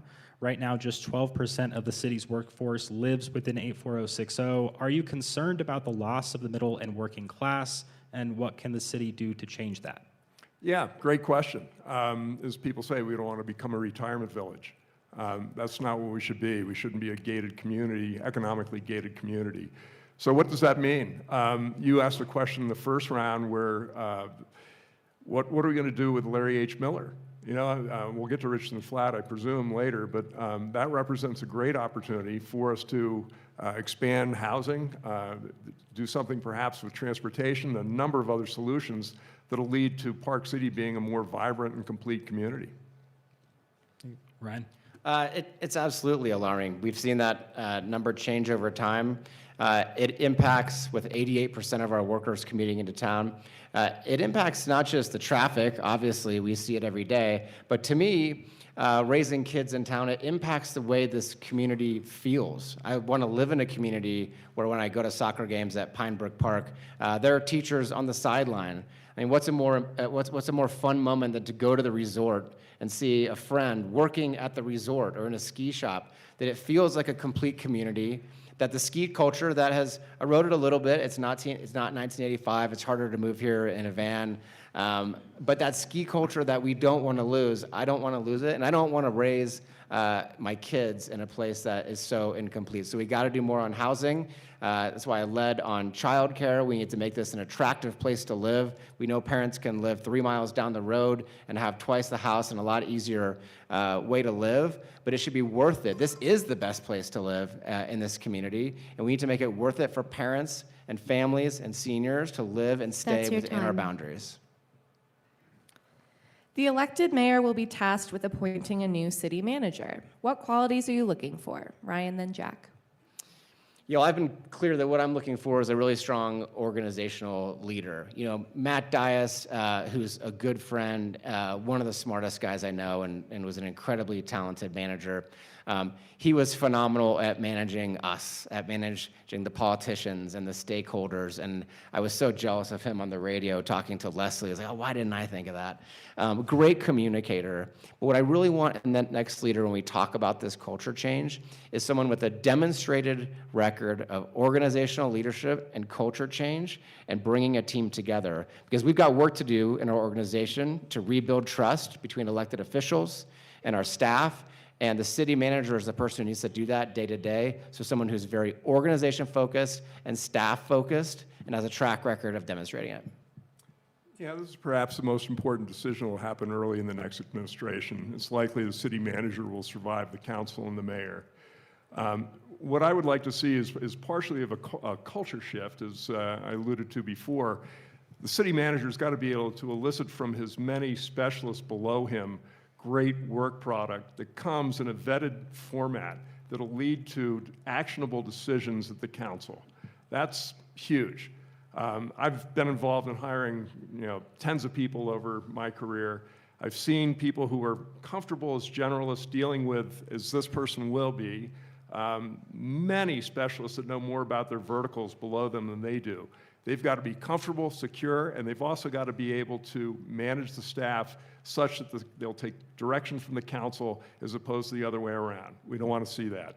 And they also need to have a backbone, stand up, and be part of the relationship with some of our regional partners with their cohorts on that side as well. What is the state of the city and how did it get here? Wow, great question.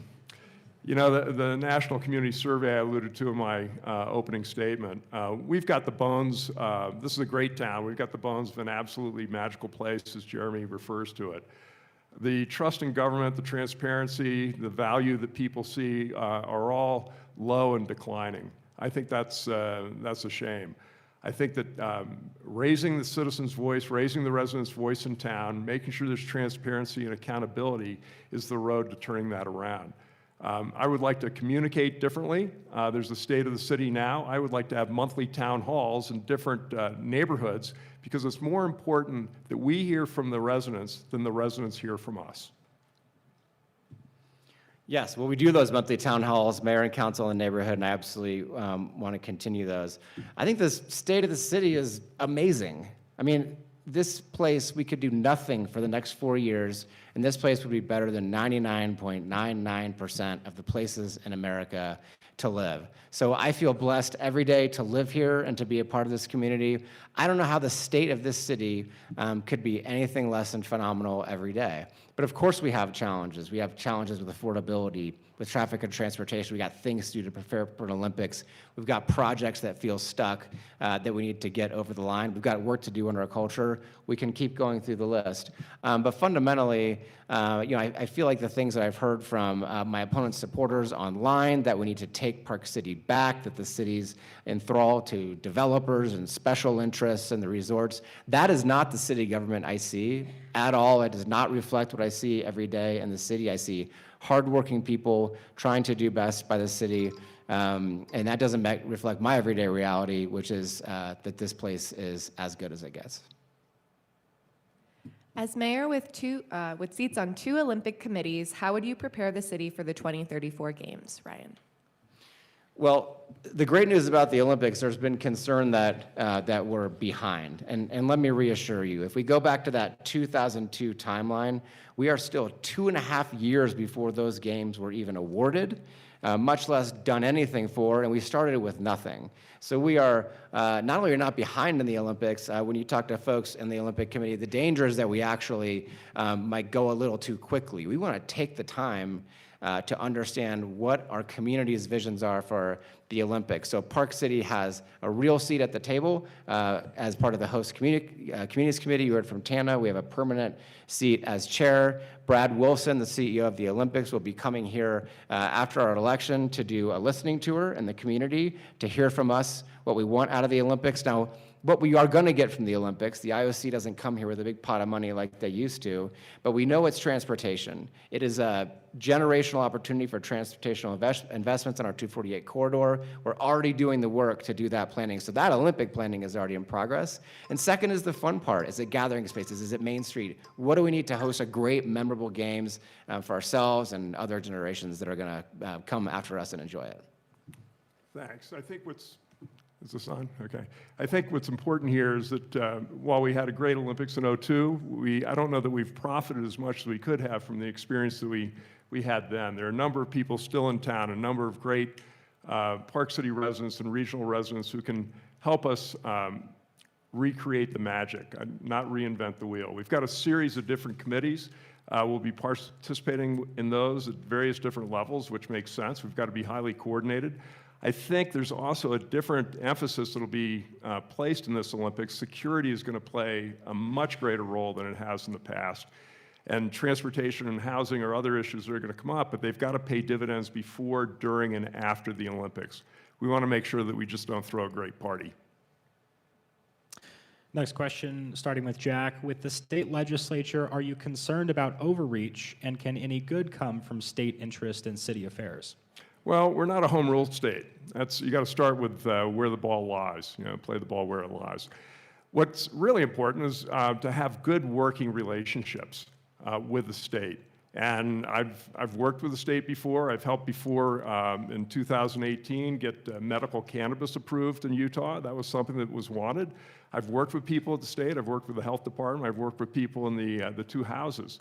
I kind of know how they work. I have an idea as to what they're looking for. And I think what we need to do is find out what they've got, what we need, and vice versa, and treat them with respect and dignity and expect the same in return. I don't see any reason that we can't improve our relationships with the state. At the end of the day, they hold a big club, but we've got to work with them and try to develop a relationship that will help us pursue our goals. Well, nothing more important in our legislative platform than local control. We pursue it every day. It's critical to how we determine our future. But we do have to have good working relationships with the state. And let me reassure you today, our relationships with the state and Utah are not fractured or broken. We have an excellent working relationship with UDOT. We have an excellent relationship between our leadership team and Carlos Becerra at UDOT. We are a leader in the Utah League of Cities and Town. We walk the halls of the legislature all the time. So our relationships are good. At the same time, we've been able to defend against legislative overreach, and we've actually been able to advance our agenda in Salt Lake. You know, we used to be this sort of funny blue dot in this big red ocean with our funny little interests about tourism and wanting to control our destiny. And now we've built allies through the Utah League of Cities and Towns, through all these other places in Utah who have the same concerns about the impact of tourism and nightly rentals, impact on their economy that we do. We've found those allies through the Utah League of Cities and Towns and been able to advance our legislative priorities together. So overall, things are great at the Capitol today.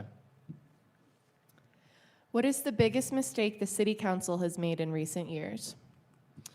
Great, good question. You know, when I look back at my time, I think Tana said it earlier, and you know, not intervening when we were able to with the Vail lift dispute. You know, I look back at the situation with Vail being unable to upgrade 2 lifts at that mountain over 4 years. We can talk about the details, we can talk about what led to it, but fundamentally, when I look at a ski town that stands in the way of its local resorts, improving the ski experience for locals over 4 years, something has gone wrong.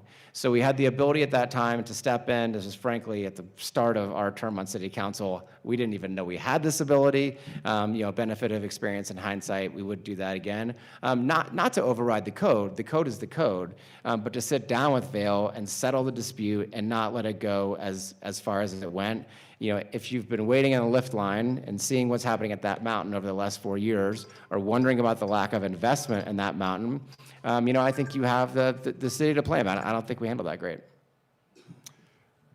Mine also revolves around Vail, but it's something different. It would be the not intervening in the patrollers' strike. I think that was a good opportunity that was foregone. And just to talk about the lift, there's a development agreement. I'm not a fan of circumventing legal contracts. I think if you do that once, you're off to the races, and you're not going to look back. That was not a replacement. That was a new lift. It didn't fit. It shouldn't have had an administrative permit. Should have gone through the process, and it didn't. I think that was a good decision. Okay, candidates, now it is your turn to ask each other a question. You can have 15 seconds for the question, up to a minute for the answer, and then 30 seconds for a rebuttal if it's needed. And Ryan went first previously, so Jack, we'll start with you. Okay, Ryan, you negotiated and advocated and voted for the snow park redevelopment. That deal got reworked at the insistence of residents. You were also liaison for the Main Street area plan that incorporated significant development on Sweet Alley and other major changes. The process met with great opposition from business owners, locals, and even former mayors. Now you're supporting development of Clark Ranch on land that was zoned open space. Once again, residents are asking the council to stop, and you're pressing on. There seems to be a pattern where residents are pushing back against initiatives you favor. Why shouldn't this pattern of behavior be under serious scrutiny? Well, I guess I disagree with your entire characterization and your question. Predictable enough.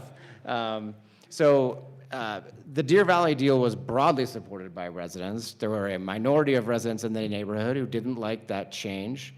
because they wanted to find a way to fight that density that was already approved and hope it never came.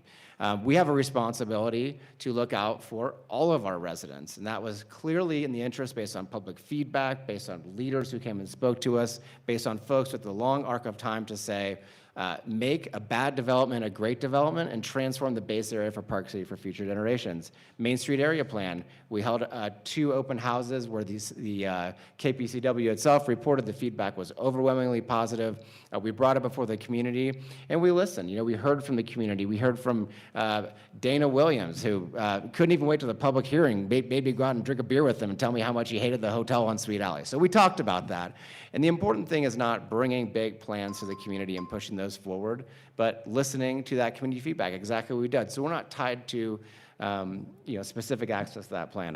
I'm happy to go on and address Clark Ranch or stop based on time. We do have some time we got to be out of here by 8, but I'll give you the same amount of time, and I'm also going to give you a Doesn't chance matter to for me. a rebuttal. You're in charge. Okay. Thank you. So Jack, if you're okay with it, I'm perfectly fine. Okay. Perfectly fine with that. Yeah. Then I'll give you 30 more seconds. Sure. Okay. So Clark Ranch is, again, one of those projects that is supported broadly in Park City, but I understand the discomfort of the neighbors that don't want the development, despite the fact that it had been planned over a 10-year period by unanimous votes of councils and mayors and planned long before the first house was closed in Park City Heights. And that doesn't mean that I don't understand why those residents have concerns. They're looking up at a hillside and would rather have their hillside over housing. But you have to look out for the community as a whole, and you have to have political courage to lean into the decisions the council has made to benefit the broader community, even though you won't hear the rest of the community come out and give public feedback because they won't feel directly impacted. Jack, I'll give you a rebuttal if you'd like, and Yeah, you can I have would. a minute for I'd that. appreciate that, Yeah. thanks. I'm not so sure the characterization of either Snow Park that led to the formation of Protect the Loop or the Main Street Area Plan, I would beg to differ on those, but let's just talk about Clark Ranch. We heard somebody come up and Jim came up and spoke earlier about trying to protect that. If you go back and look at the minutes and the actual recollections of people at COSAC, housing was never anticipated there as a municipal use. Could have been a fire station, police station, storage of snowplows and salt. So now to even have market rate housing in there, I don't see how that fits, and I don't think that the people in Clark Ranch should be characterized as NIMBYs. I think for sure they've they've got other issues with it, as do I, including accessibility, service by transport, the cost, and a variety of other issues that make it an impractical development.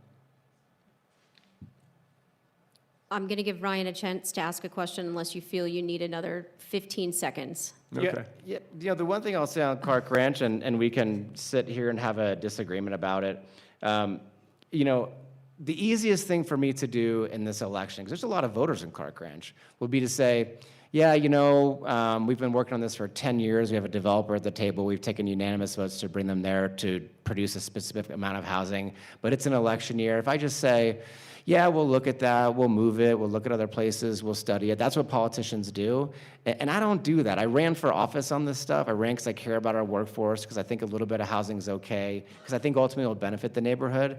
And so we have to have political courage in our system, people who will follow through and not simply bend their decisions in an election year. So I'll take the bullets, I'll lean in, and that's why we have elections, and that's okay. Jack, would you like to respond to that? Yeah, just quickly. Okay, then we have to wrap this up. Sure. Thank As I you. mentioned before, there's affordable housing. We've got Studio Crossing, where the investment by the city was limited to the waiver of a fee.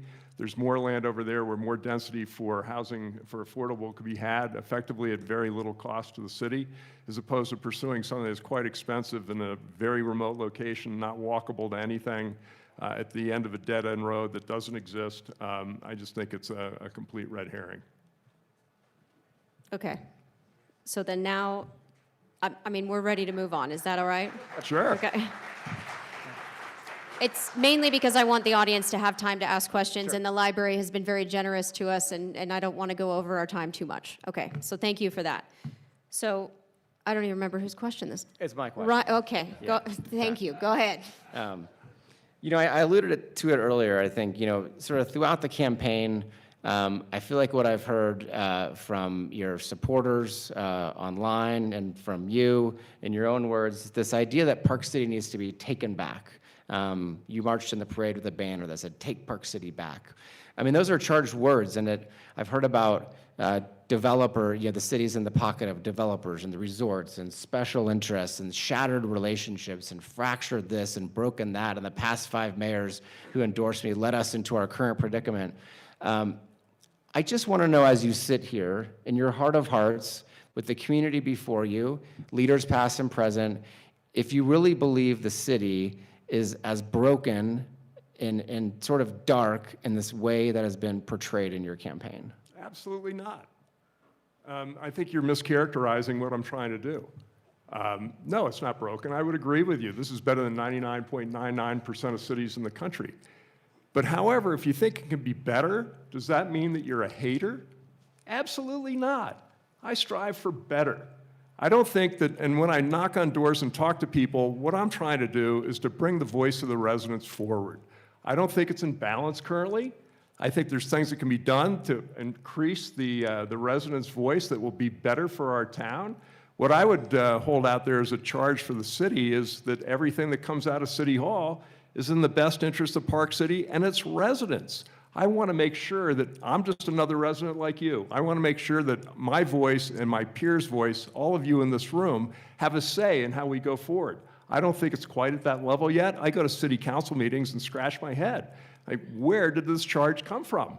I want it to be transparent. If I'm mayor, I am going to issue within a day summaries of, take responsibility for issuing summaries of any critical decision that's made at the council the night before, so that just as a resident, you don't have to stay up till 10:30 at night to watch the vote. It should be easy for residents to know what's going on so they can be participatory in our democracy.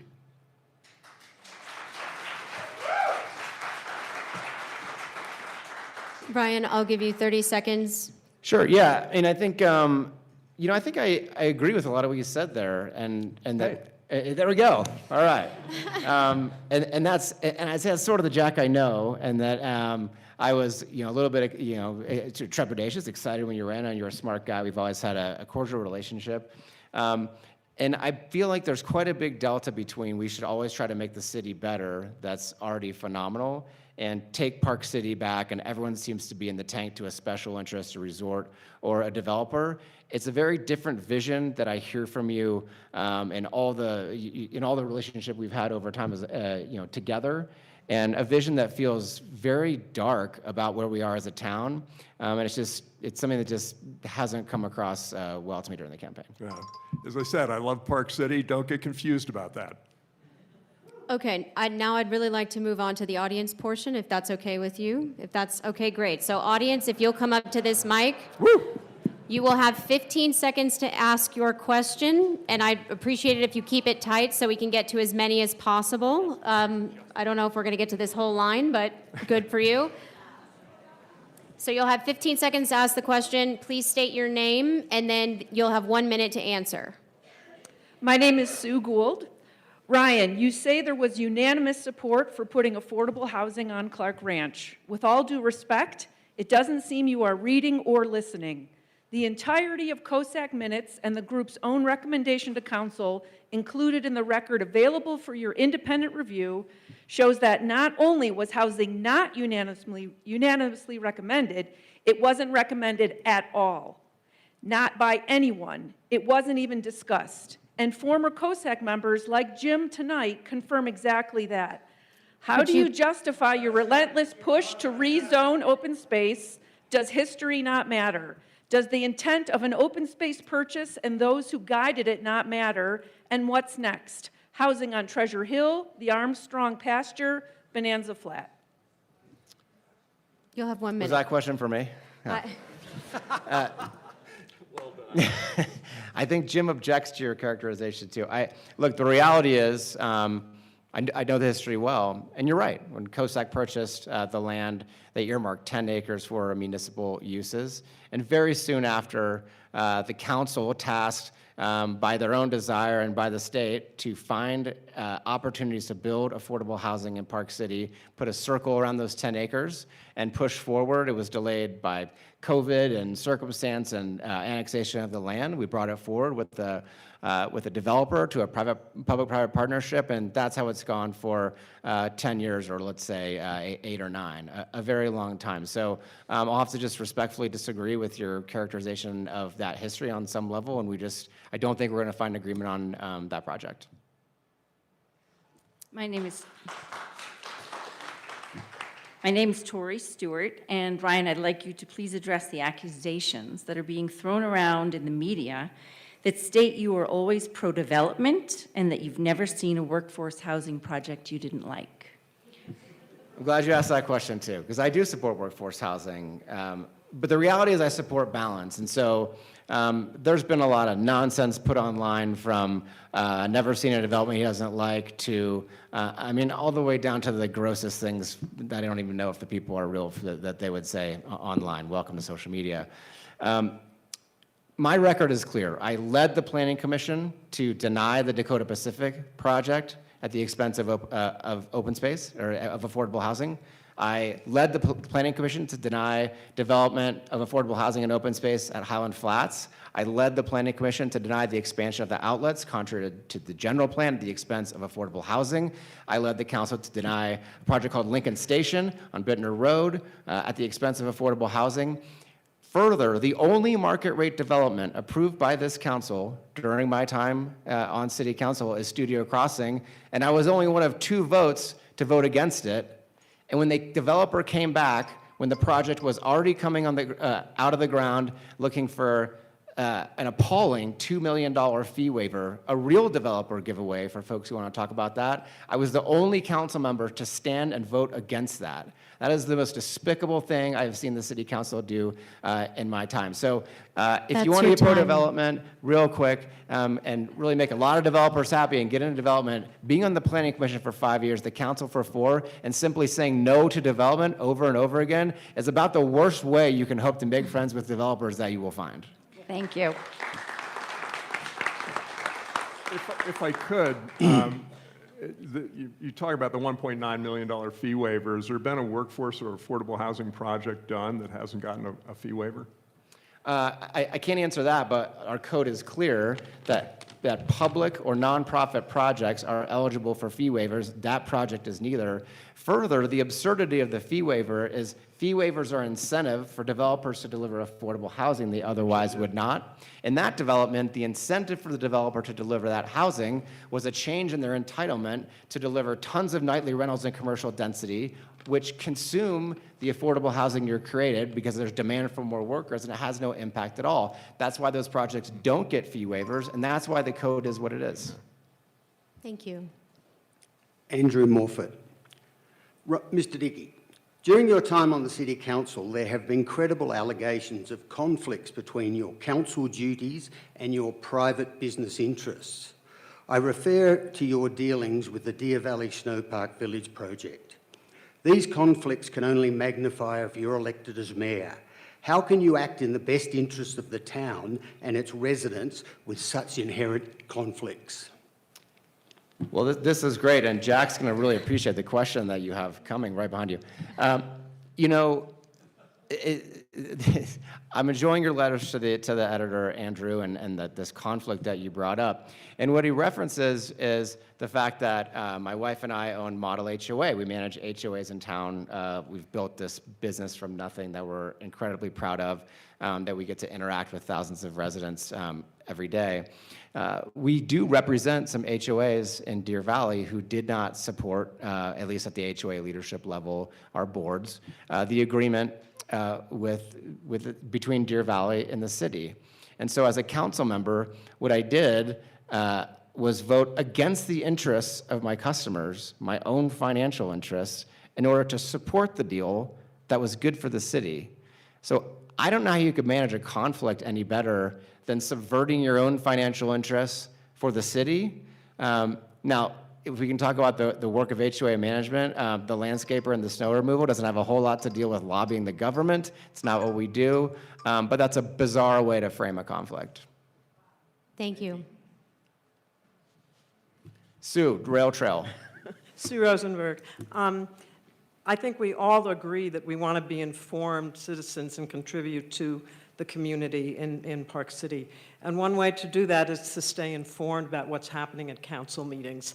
I haven't attended a lot of them, but I've attended quite a few since we've lived here. And I don't think I've ever been home before 10:30 at night.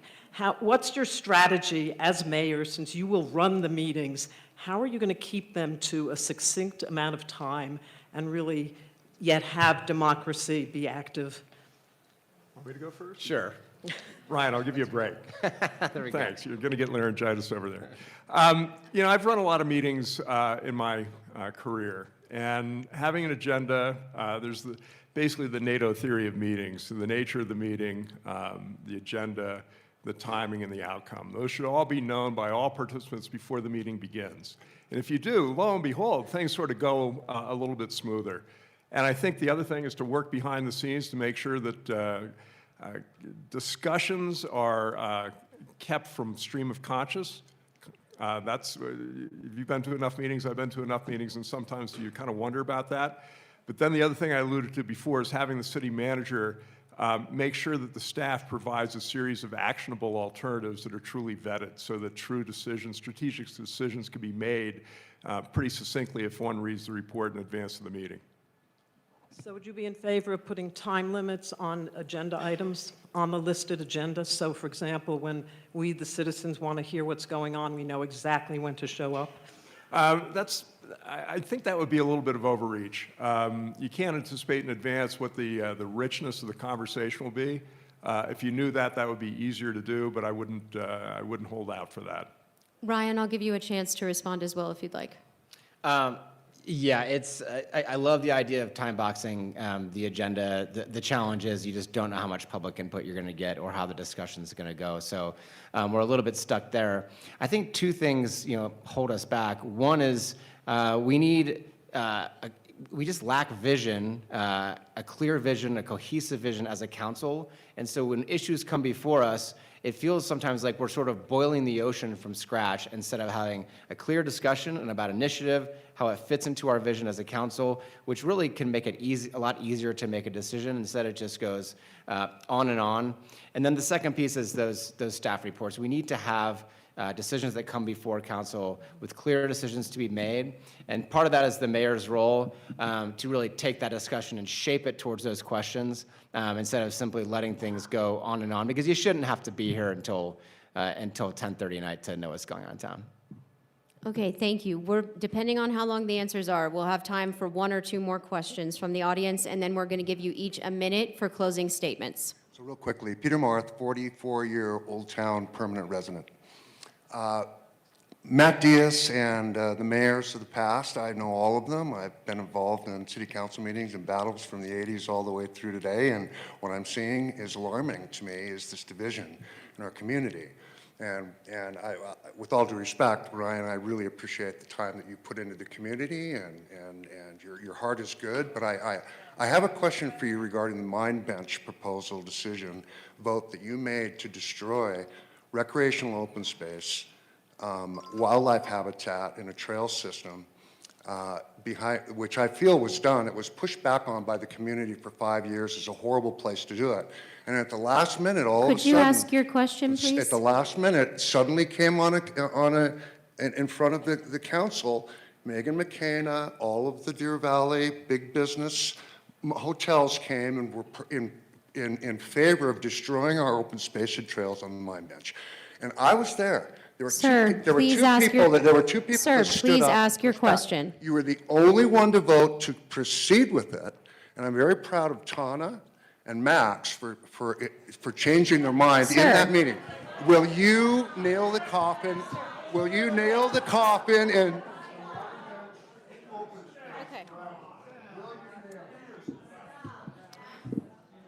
Okay, I'm sorry about that, everyone. Thank you for your patience with that. If people don't behave, we're going to ask them to leave, and if not, others, just please don't do this again. Sir, I'll ask your question. Please keep it short. You'll have 1 minute each to answer, and then we're doing closing statements. John John Stapschild, Hey, John. 35-plus-year-old town permanent resident. Earlier, Jim Duelny spoke as former COSAC chair. They created the Clark Ranch open space parcel.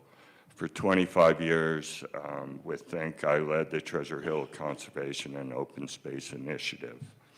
These open space parcels are done deals, as is the zoning.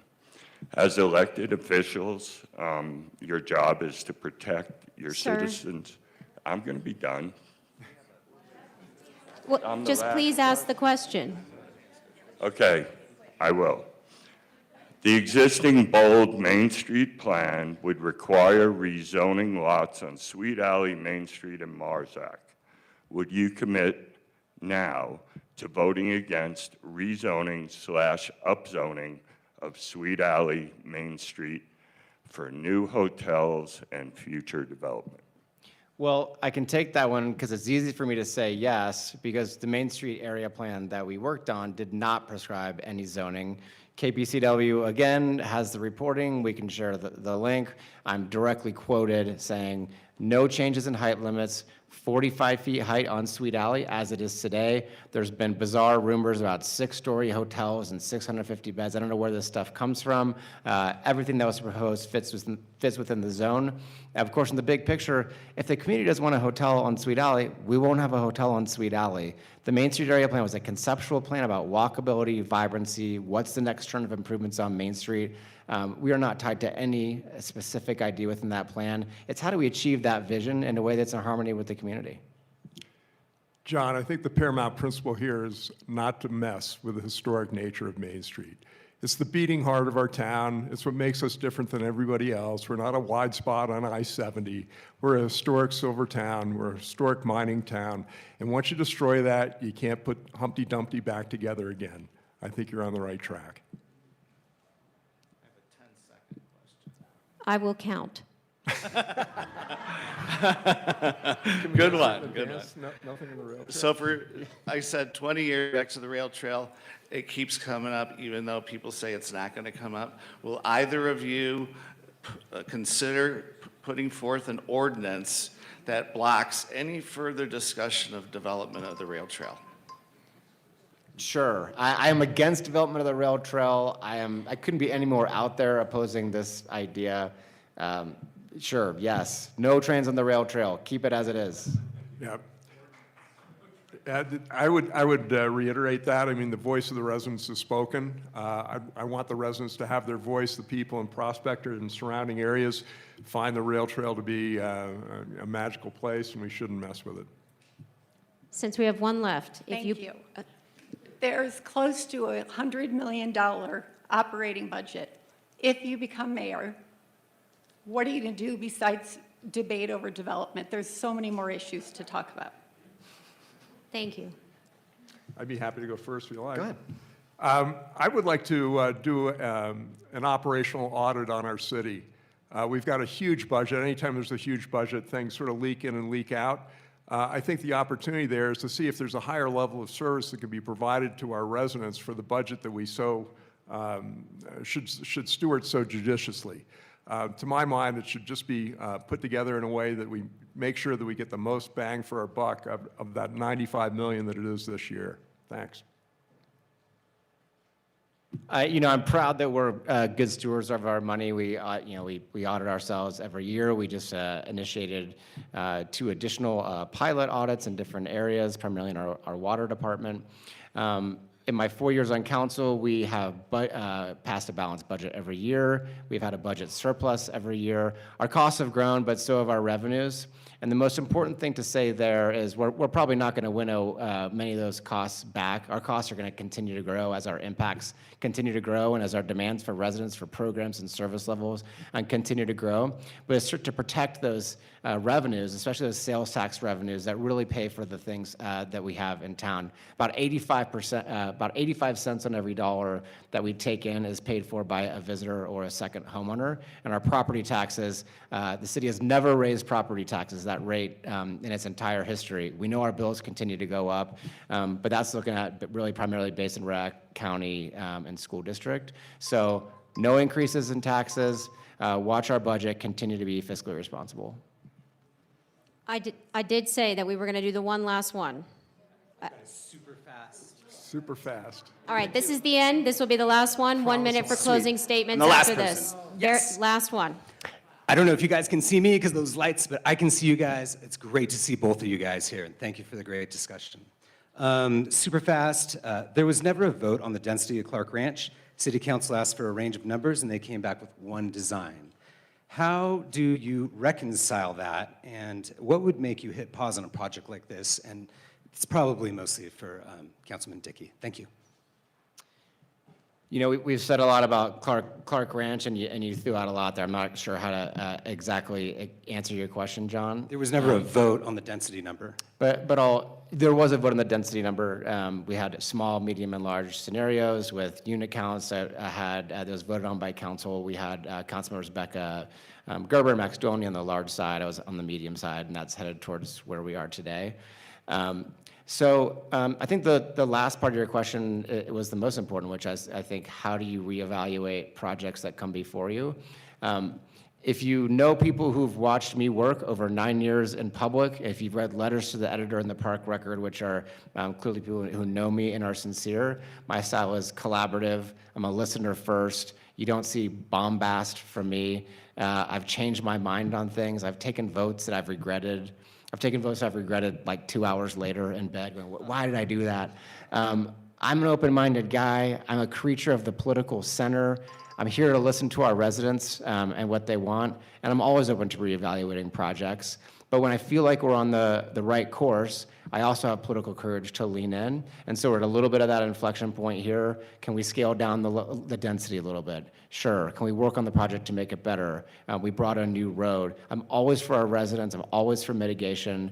But I also do favor leaning in and moving this project forward. That's just reality. Jack, do you have any? No, I'll leave Okay. that one, thanks. All right, thank you. I'm going to now give them 1 minute each, and then we'll be done. We can be out of here. Sorry, library, for staying over our time. Okay, so the last question, Jack went first. So now I'm going to give Ryan, you'll go first. You'll have 1 minute. Jack, you'll have 1 minute. Okay, I didn't prepare a closing statement. I wanted to hear what was said, and I want to thank Jack, and I want to thank KBCW and the Park Record. I thought this was a great discussion, and I think this is the best part of Park City, us coming together and having these conversations. Yeah, I get a lot of questions about what's it like to campaign. You know, it sort of looks awful from the outside. What's it like? It's great. I mean, running a logistical operation, running a campaign, that's a little bit of a drag when you have a job and kids and all the things. But it's fun. You knock on a door, you open it. I think if you knock on a door in a big city, you get about a 5% open rate. I'm sure Jack's found the same. When you knock on a door in Park City, people open the door and they tell you how they feel. You can have conversations, people doing little house parties for you, letting you meet their neighbors, just talking about the city. I've just gotten to know more and more residents. I've gotten to love the city more.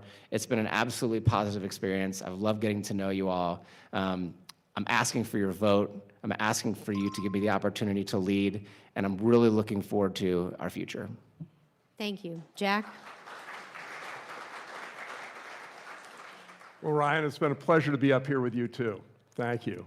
And I'd like to reiterate what Ryan has said, getting to know Park City even better than I did before. At this point, if I count my door hangers, I'm probably somewhere between 700 and 750 doors, 20% open rate. That means I've had an unbelievable number of 1 to 2 to 20-minute conversations with people in town. I'm running on a platform of representing residents more. People say, how do you know what the residents are up to? You ask them. It's pretty simple. Most people are pretty forthcoming. I've had some fabulous conversations. I've learned a lot through this process. It energized me. I'm not so sure about my wife, but for me, every day, people say, isn't it a grind? It's not a grind.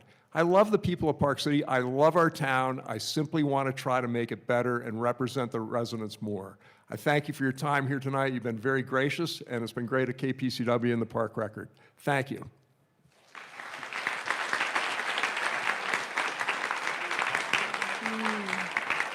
Thank you to the candidates for coming. Thank you for mostly behaving. Elections November 4th. Thank you, everyone.